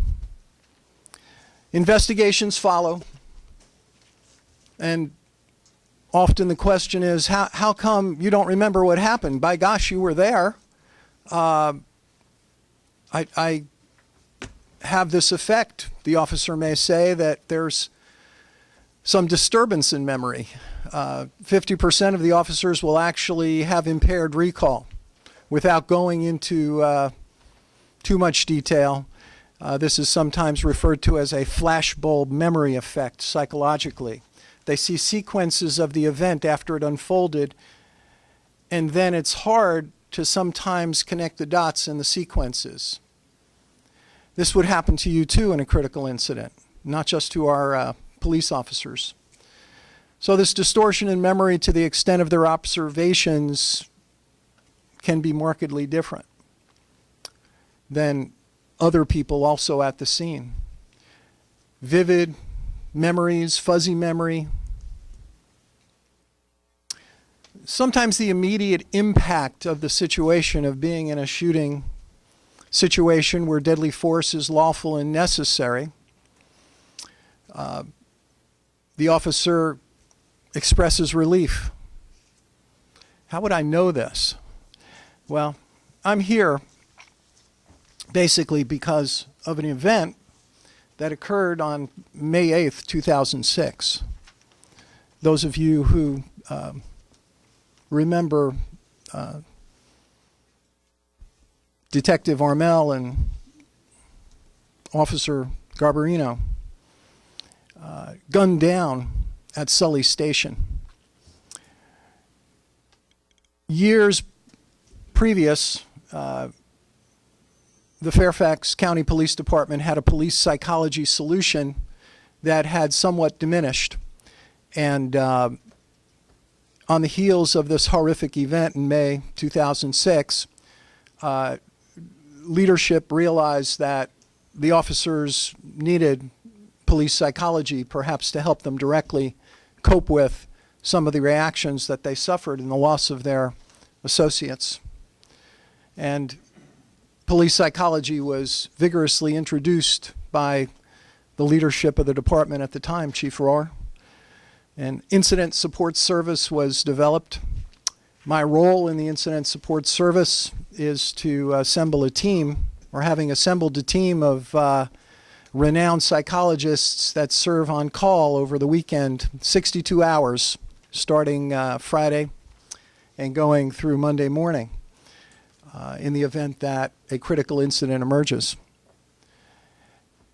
The psychologists not only respond to critical incidents, the leadership of the department has on many occasions noticed that officers have had personal challenges, and psychologists have been called in to counsel with that officer because the leadership is so trained to recognize difficulties that the officers may be having. This very proactive approach that the department uses in its incident support services is certainly commendable. And psychologists have, in effect, been deployed to counsel and debrief officers who may be struggling with challenges in that regard. Everybody's different. I'm different. You're different. Post-shooting symptoms and reactions are influenced by individual personality experiences. Sometimes physical symptoms emerge on the heels of a police officer shooting.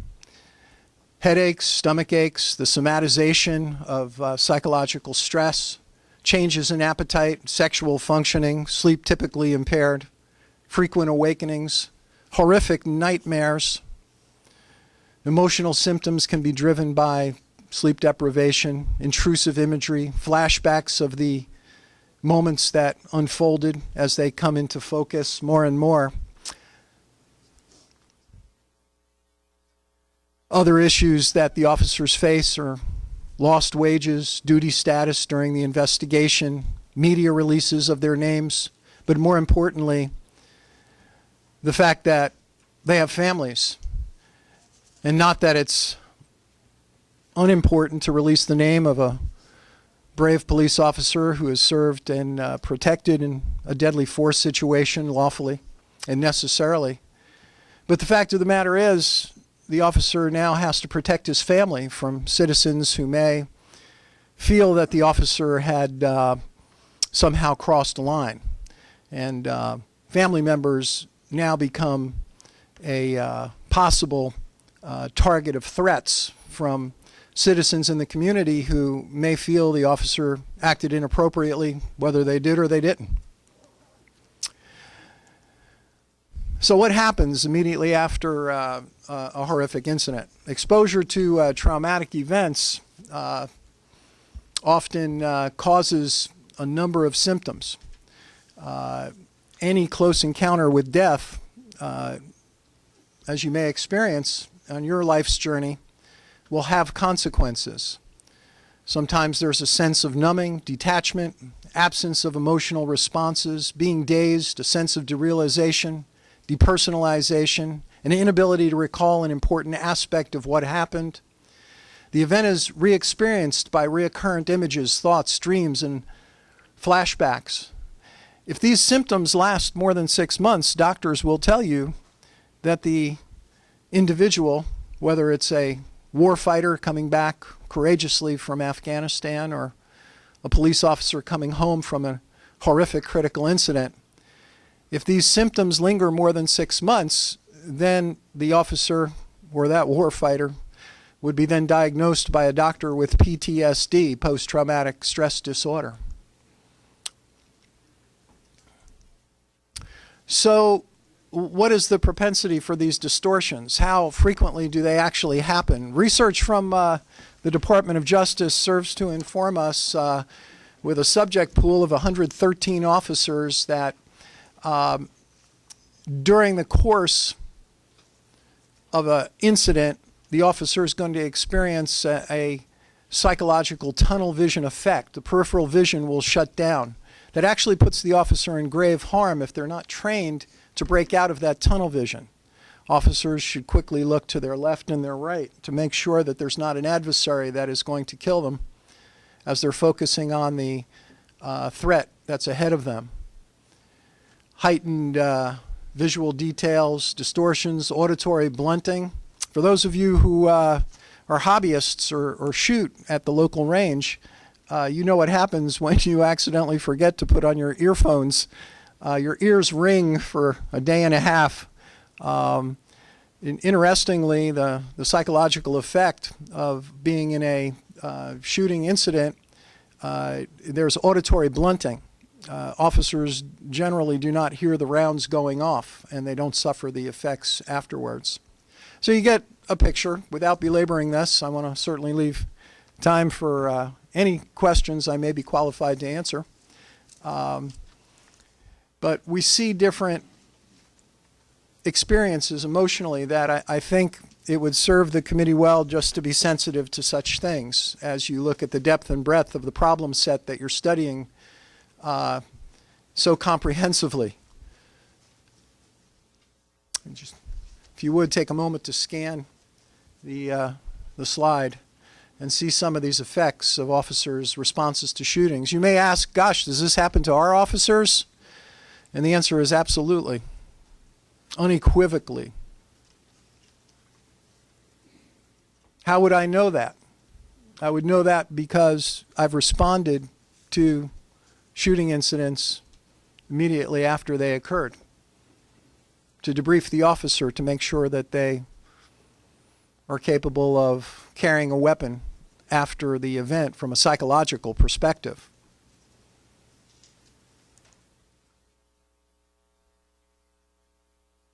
Thoughts and feelings after a shooting event. Across the time, anytime, first 24 hours, first week, within the first 3 months, after 3 months, you can see how the symptoms begin to dissipate. But they're very real and very alive. The impact is extraordinarily grave. I've never met a Fairfax County police officer who said to me, I hope during the course of my career I get to use my weapon. I hope I never get to use my weapon. I hope it stays in its holster where it belongs. Who would ever want to subject themselves to this psychological horror? Although some officers did not feel fear during a shooting, they still sensed imminent danger to themselves or others that met the standard for using deadly force. Interestingly, contrary to research that was conducted earlier, few officers in this study suffered long-lasting negative effects following the shooting. However, the attitudes and actions of investigators influenced the morale of the officer. So officers may actually and honestly say they cannot recall some aspects of the incident or report information, some of which that conflicts with other evidence. Investigators faced with problematic statements from officers can try to fill the gaps in or reconcile conflicting evidence through further investigation, or allow the officer to recover this flashbulb experience and debrief the officer in days subsequent over and over again as necessary in order to experience exactly what the officer saw and felt during the course of this horrific incident, when the officer inevitably said those two words to themselves, "Oh shit."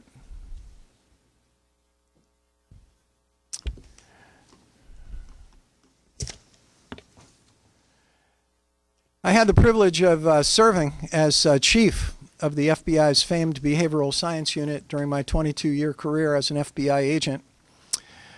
Long before that, during the early 1970s, I went to the New Jersey State Police Academy and served as a police officer up in New Jersey for several years. I continued my education, and as was indicated by our chairman, I completed my doctoral degree in counseling psychology.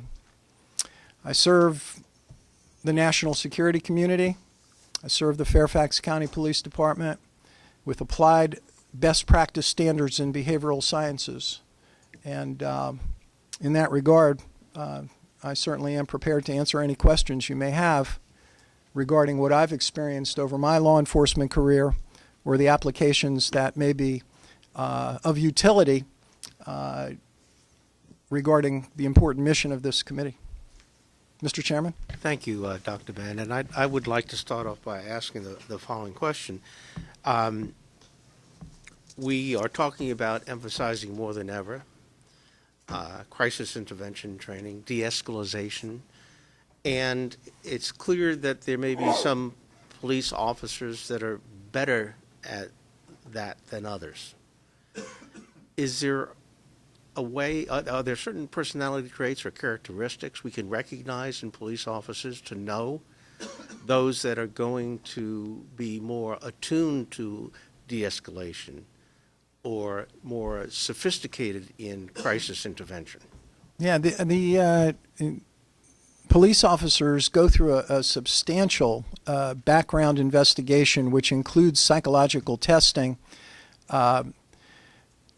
The personality information that's revealed in the selection testing is really an absolute wealth of information. Suffice it to say, everybody here has a different personality, and some people are more analytical, some people are more intuitive, generally speaking, from a cognitive perspective. I think there would be utility in looking at the holdings, if we have them, of the psychological testing in the initial selection phase. The human condition is such that personality, once it matures in its early 20s, is a very stable feature of the human condition throughout a lifetime. So the personality attributes that individual officers have could be assessed for different qualities of deliberate, analytical, or intuitive thinking that would lend to somebody who might have an aptitude to operate in this capacity more effectively and efficiently. So we probably have holdings that would serve to inform us who might, by personality, be better. But as a follow-up, Dr. Bann, the psychological testing that is undertaken in the recruitment process, yes, is not repeated. Police officers are subject to stresses that we all feel from time to time, problems in their marriages, perhaps alcohol issues, perhaps wayward children. So their personalities and characteristics may change over time. Yet if you go back and look at the original psychological testing, you're not apt to see that. I'm talking about baseline personality as to whether or not somebody has the capacity to carry on a conversation and interact with another human being at a high level of efficiency and effectiveness. I agree. Episodes of trauma can affect people. We look across our country and corporate entities are challenged with workplace violence. Something went horrifically wrong in a marriage or a relationship, and somebody comes to work with a gun who's not supposed to have one and executes their plan. My experience with FCPD has been that leadership, middle management, sergeants, lieutenants, the field bosses are very attuned to the baseline behavior of their officers, to the extent that your psychologists, the police psychologists that serve the department, have actually been called out when a supervisor notices an anomaly. An officer who is gregarious or outgoing or particularly communicative with their associates all of a sudden becomes unusually different than that baseline. And a sergeant or a lieutenant, a captain, may approach them and say, "Are you okay? Something is not right."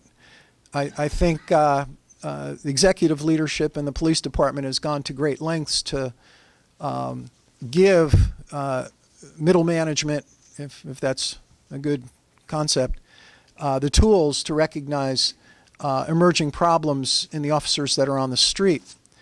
I will add this, and I believe this may have been part of our discussion prior to the meeting. During my history or career as an FBI agent, I had the privilege of creating a program that monitored the wellness and readiness of FBI agents and police officers dedicated to special operations, more specifically undercover operations, in which the rigors and stressors are quite virulent and unique. To pretend to be someone other than yourself in an extraordinarily hostile environment. A series of tragedies rocked the FBI where uncharacteristic behavior on the part of men and women working undercover went unrecognized, and anomalies in their behavior began to emerge that affected their careers.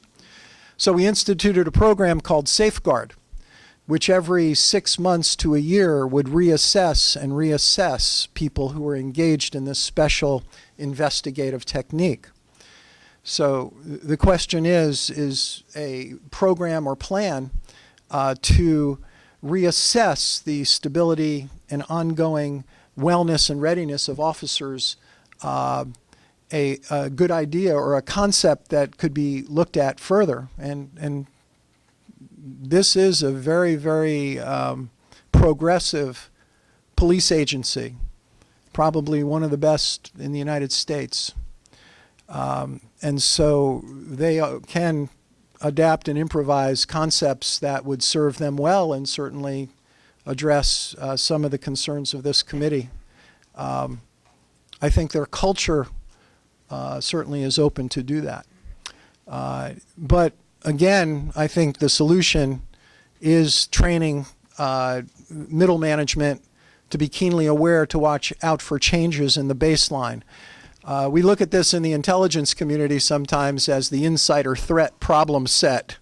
And so when we think about insider threats, somebody who might betray our country or engage in an act of violence inside one of our three-letter agencies, some of which reside in this county, that great pains are taken to watch for changes in baseline behavior in many different ways. So looking for that insider threat, if you will, is a concept that has come to life certainly in many other corners of government. Thank you, Mr. Chairman, and thank you for your presentation. Very enlightening, very helpful. And I suspect that you provide an enormous service to the officers that you have to, you're forced into having to take care of. I had two questions very much related. Doctor, you indicated that the department's executive leadership goes to great lengths to provide middle managers the tools to recognize whether an officer is moving away from baseline conditions or not. And then following that, you referenced your very effective safeguard program of assessing and reassessing. What is the evidence that you can share with us that, in fact, the executives do have this training, provide this training and this support to the middle managers, and does that square with your what I was reading as a recommendation to consider the safeguard program for Fairfax? Well, it's certainly not a recommendation. It would be something that leadership would see as necessary. I think, and in response, of course, to your first part, in working with middle management, and that's probably a very bad term. These are upcoming police executives who are sergeants, lieutenants, and captains. I'm not sure they'd like to be addressed as middle managers. Their training is quite substantial, and they ascend through the ranks because of very competitive assessments. One need only go to any of our stations to speak to the leadership at these stations, and one will find a level of sensitivity that's quite remarkable with regard to applied aspects of leadership, some of which I think they've ascended through the ranks because they've demonstrated this through action, and some of which they've learned by attending in-service training.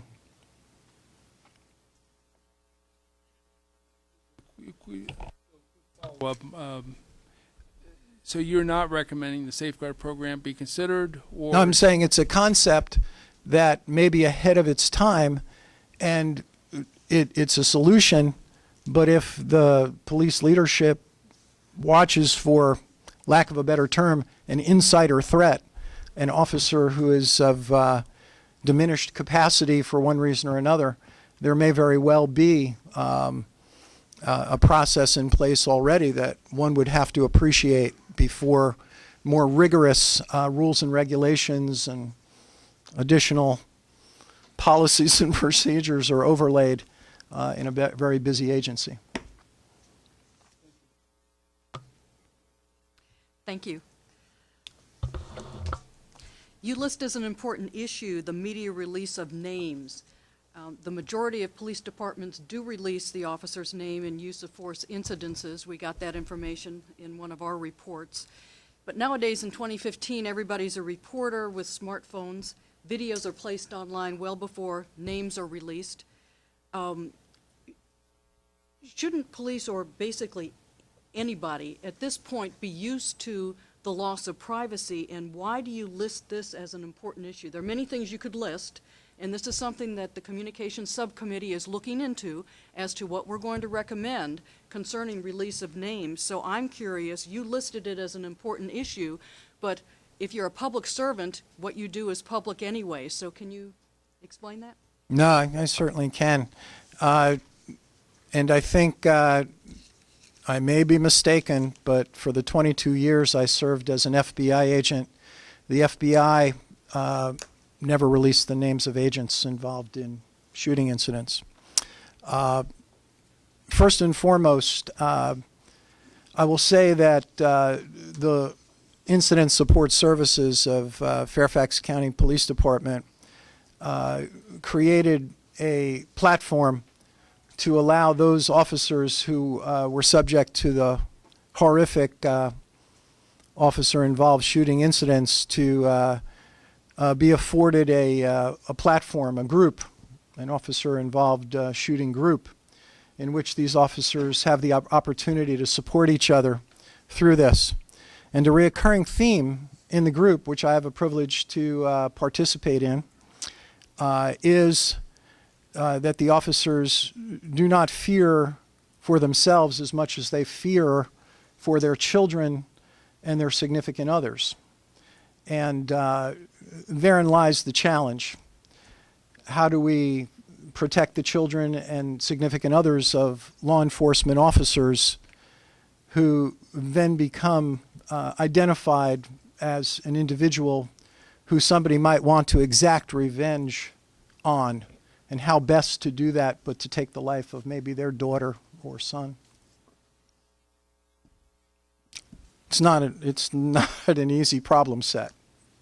It's not an easy problem set.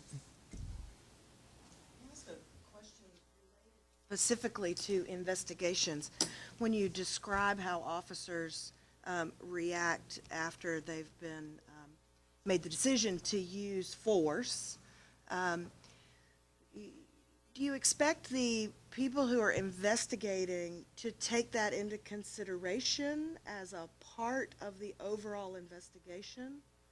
And in doing so, could you talk a bit about how that would be contrary to what are classic interrogation techniques, which would be to exploit that? And I think that might be helpful, as we think about officers being investigated, being treated differently from members of the public who may have also used force in the face of what they perceive to be an imminent threat of serious bodily injury or death. Yeah, and I'd like to frame my response by saying that an officer who's involved in the use of deadly force in many ways is a victim. And great pains are taken by our investigators who speak to individuals who've been brutalized by criminals. And so the officer or investigator would approach a victim in that regard with sensitivity, with an understanding they may not remember what their assailant looked like, but days later to follow up and ask them, as this is becoming clearer to you in the horror of what happened to you, a brutalized attack, can you now, is the face of your assailant becoming clearer to you? Are events that occurred immediately preceding now coming clearer to you? The psychological phenomenon that was described in my death by PowerPoint sort of points out very classic and common symptoms that an individual experiences when they're put in a life and death situation.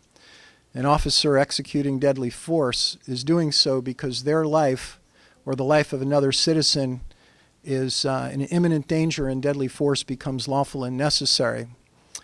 Can I just clarify, because I think what I'm trying to ask is there a difference between a set of trained police officers who find themselves using deadly force in what they perceive to be the face of this imminent threat and any other citizen who might find him or herself in that same situation? Of course, some of those cases get the benefit of this sort of investigation that you're talking about, but lots of them don't. A lot of those get prosecuted and they get defense attorneys who raise self-defense. And I thought, could you talk about the difference in treating people who are saying, I've used deadly force out of self-defense or defense of another, treating them differently?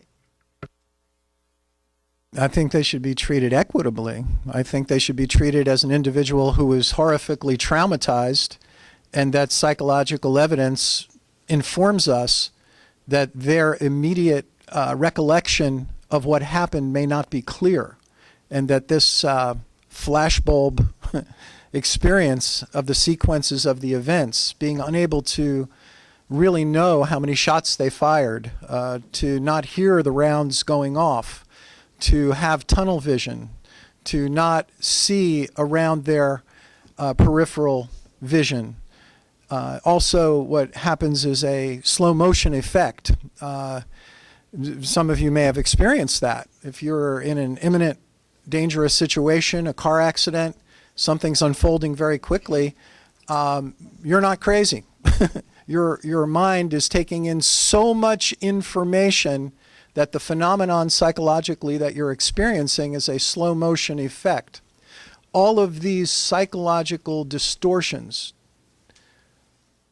are relevant and observable in officers who've deployed deadly force and also to us if we're victims of a crime. We will also experience some of that horror and those psychological distortions as well.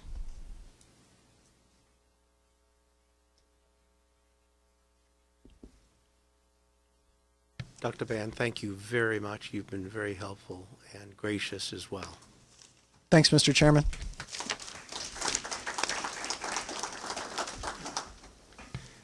We're now going to have brief updates from each of our committees, subcommittees, on the progress of their deliberations. We'll start with recruitment, diversity, and vetting. Shirley? Thank you, Mr. Chairman. This is going to be briefer than you think. I appreciate the recommendations that we have been provided this evening. Unfortunately, I had an illness and was not able to make my last meeting, but we are on track. We're still reviewing documents and talking to other police departments. But I didn't know this report was going to come out, but we are in line with what the report is saying, so I appreciate that very much. But we will be prepared when it's time to report out. We will be ready. Thank you. Thank you, Shirley. Use of force, Phil? Yes, thank you, Mr. Chairman. The Use of Force Subcommittee has met 4 times since its first meeting on May 6th. The subcommittee is operating under an improved scope, which it helped shape, and a well-defined work plan that breaks its work into 5 stages. This work is being done as a committee of the whole, and we are not broken up into a working group. We have not broken up into working groups. The 5 stages are data collection and review of the police department's policies and practices regarding use of force, understanding of the police department's general orders and standing operating procedures that govern police officer use of force, benchmarking the department against national best practices, the roles, responsibilities, and working relationships of the various offices that investigate and potentially prosecute the use of force. And finally, we will develop findings and recommendations. It's clear that our work is overlapping with other committees, particularly the Investigations Committee, and we're going to do our utmost to coordinate and make sure that we're not duplicating efforts. In the conduct of our work, the subcommittee and individual members have pursued lines of inquiry with the police department. While many questions have been answered, many more remain to be addressed. And finally, Mr. Chairman, the subcommittee is collecting preliminary findings and recommendations after each stage of our work. And a set of findings and recommendations has already been developed following the completion of our first of the 5 stages of our work plan. I would like to close by informing my commission colleagues that the Use of Force Subcommittee is on schedule with its work. All meeting agendas, minutes, lines of inquiry can be found on our website or on the Commission's website with the subcommittee's sub-website, if you will. We look forward to benefiting from the newly available Police Executive Research Forum report that we heard from about tonight. It will clearly inform our effort. And I want to extend my appreciation to my subcommittee colleagues for their diligent efforts to date and to the Police Department for its non-defensive responsiveness to our lines of inquiry and our needs. This is our status report. Thank you, Mr. Chairman. Thank you, Phil. Marnie, communications, also, you may be addressing this, but if not, do you have any feel for when the outsourced communications study will be available to your subcommittee? Tonight is the first time that I had heard that a contract has been signed for public information dissemination, sounds like the subject matter for the report, by the same group, the Police Executive Research Forum. And I'm kind of looking through to Dave Rohr over there. That is the report that we have been waiting for?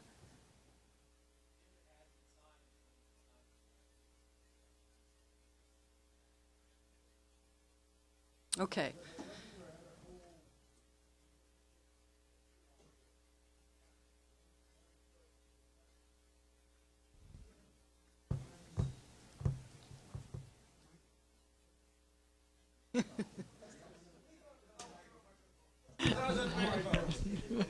The other one was microphone.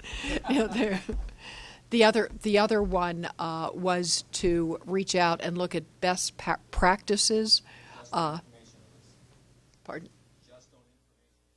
And it was basically on information release. So it was best practices throughout the nation, throughout the region, for how other jurisdictions handle, the release of information when there's been a police-involved incident. And apparently that has not been moving along at a very quick pace.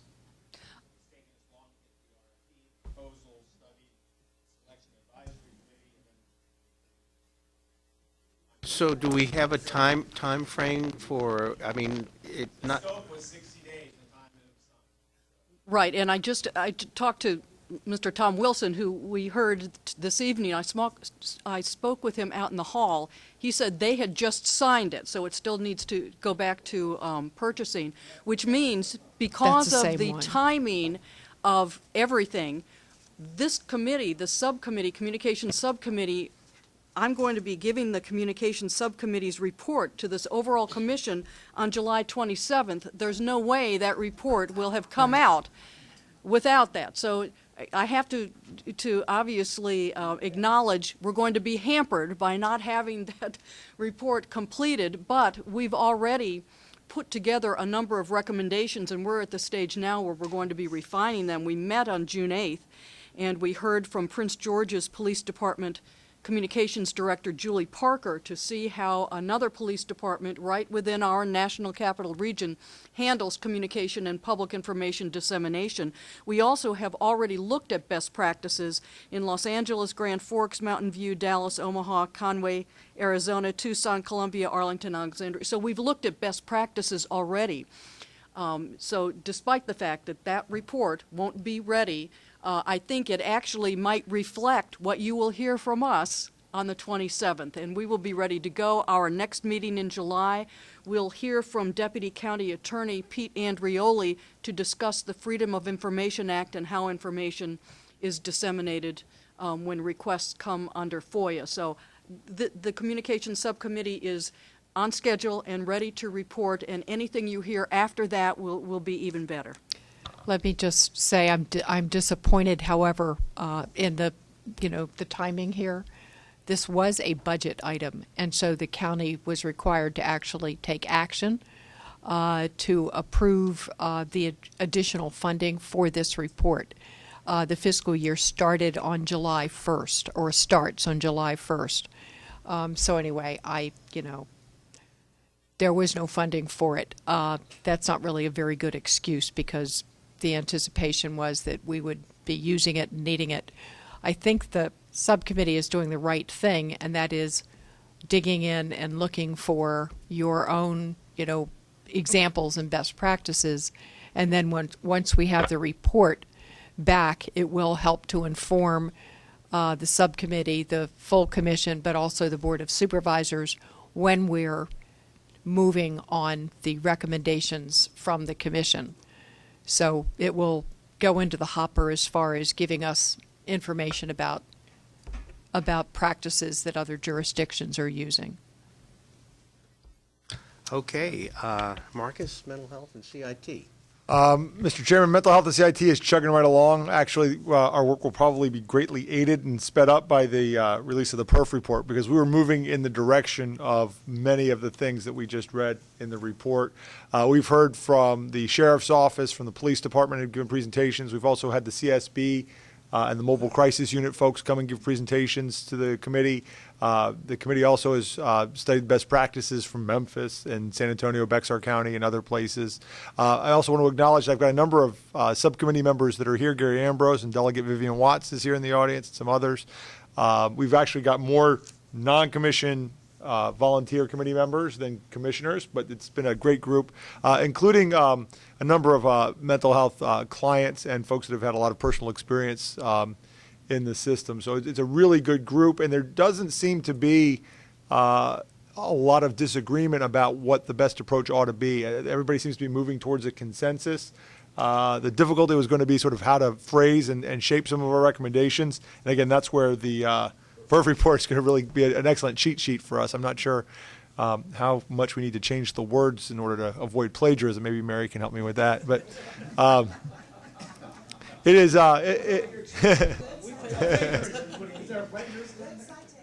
No, she knows how to avoid it, is what I'm saying. So at any rate, like I said, I think our our committee is moving right along. And again, we were moving in very much the direction that the PERF report has told us is the best practice. And so I think that we'll be able to have our report on time, if not early, and I think it'll be a big, hopefully a useful and meaningful contribution to the larger report. Independent Oversight and Investigations, Jack? Good evening, Mr. Hirschman. So the Independent Oversight and Investigations Subcommittee has met 3 times. Our first order of business was to clarify the scope, if you will, of the charter of the Investigation Subcommittee. We've since done that. We've then divided that up into 3 separate working groups. That was in lieu of calling it subcommittees of subcommittees. With that, I do want to note the conversation that Phil and I had earlier this evening. Phil Clayton will be sending you our actual charter, if you will, and the scope of what this Investigations and Oversight Subcommittee is focusing on. So our goal is to have in the next 2 working sessions to have a consensus of recommendations for each of these 3 areas. If there's not a consensus, we'll be forwarding you a majority and minority recommendation for each of these 3 separate areas. These 3 separate areas are: 1, to review the current Fairfax County policies and practices on investigation of police-involved shootings and use of deadly force, as well as critical incident response situations, including review of Fairfax County Police Department Internal Affairs Division policies and practices. The second area is review of best practices for investigations of serious police-involved use of force and critical incident response situations to ensure transparency and accountability. And the third area is review of citizen oversight boards in other jurisdictions of similar size and demographics to evaluate whether such a board should be established in Fairfax County. I would like to note that our last meeting, which was held last week on June 16th, both Chief Rossler and Commonwealth Attorney Morrow were present. I will tell you it was easily, I think, our most productive meeting that we've had thus far. They were extremely informative, very, very helpful as we move forward in these 3 areas here in helping us come to a decision process. We feel confident, Chairman Hirschman, that we will be well ahead of your deadline for submitting our final recommendations. Thank you, and I should also note that at our next meeting, our July meeting, we will have an expert on civilian oversight reform speak before this commission. We're trying very hard to have the next meeting, or perhaps a meeting following the next meeting, in a different location.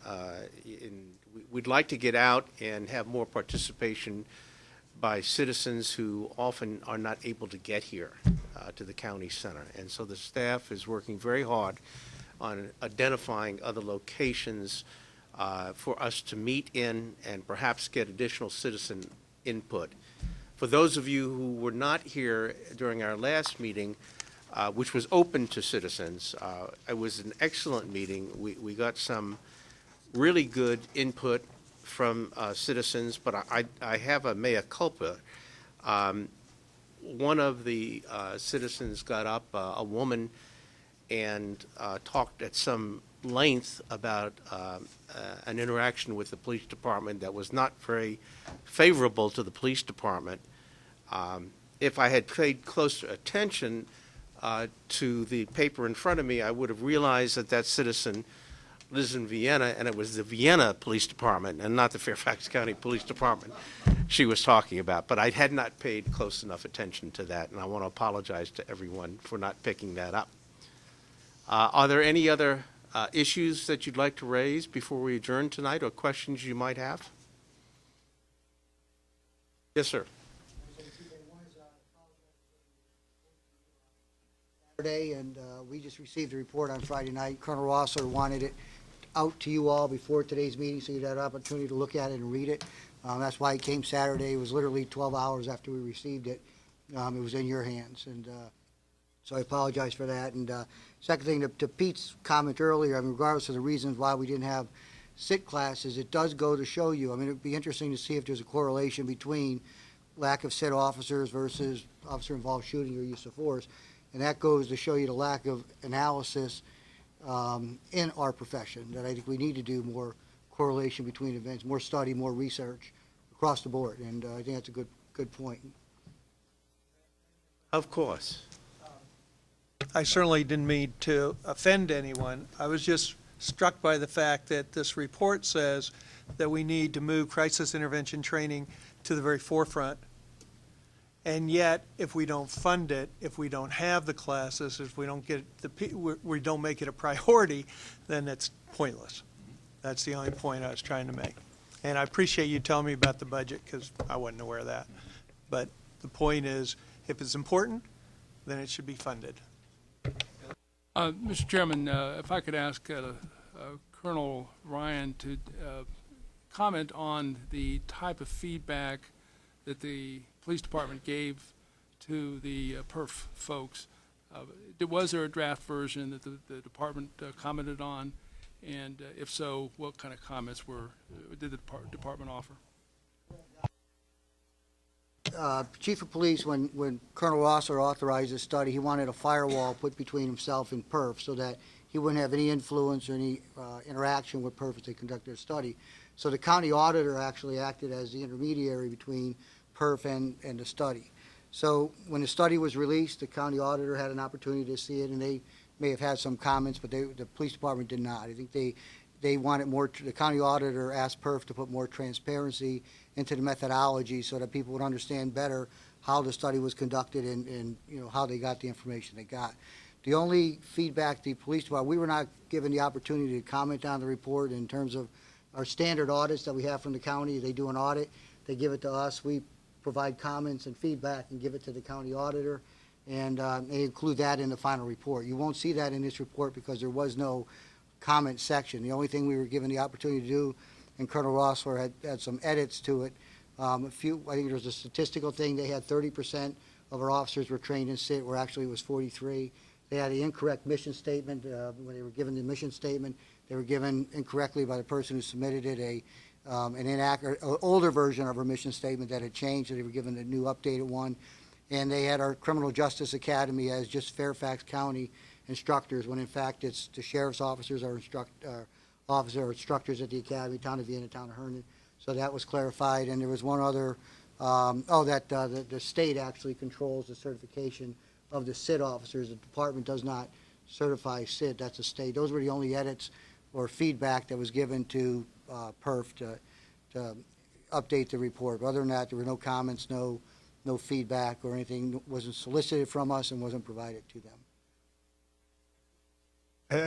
I realize it's late, and so I'm going to keep this brief, but I just one comment. I've noticed sort of a theme, and it started with Jack's question about the relative infrequency with which firearms are used, even pulled by police officers, versus the number of interactions. And I think that went to the PERF recommendation that we begin, and your question about, Eric, about changing the culture, that we begin at the very beginning with de-emphasizing the role of the firearm and firearms proficiency from training, and making that the very first thing and the most important thing that officers are taught, or at least the impression that it's the most important thing they need to learn, and instead emphasizing the more human element, the need for de-escalation skills, for CIT style skills, and ingraining that in the culture. And I think everything we sort of heard today, if there was sort of one thread that went throughout that, was that we need to emphasize, if not CIT training specifically, that those skills that CIT teams and CIT officers have at least as much. And from a budget perspective, this goes to Sean's question about, and the response that we got. Well, Sean's observation than Pete's question. I bet you the firearms training didn't go away. And so with that, I see that there's a theme that's sort of starting to emerge from all of that. And then finally, I guess from a budgeter's point of view, Sharon, and you know this, but it's really hard to budget for cost avoidance, right? I mean, there's a cost to inadequate training and inadequately funding training. It comes along downstream, and there's certain unavoidable fixed costs that you're going to have to find. And we're finding that a lot with the CIT folks. I mean, we can cut back CSB funding, you can cut funding for mental health. Ultimately, those folks go somewhere, and it's the jail, and that's where their warehouse, and there's still a cost. In many cases, it's a higher cost. So we need to sort of have a dynamic look at that budget and say, well, we can save 3 positions, yes, but what is that costing us as a county and as a Commonwealth? So those would be my sort of final remarks.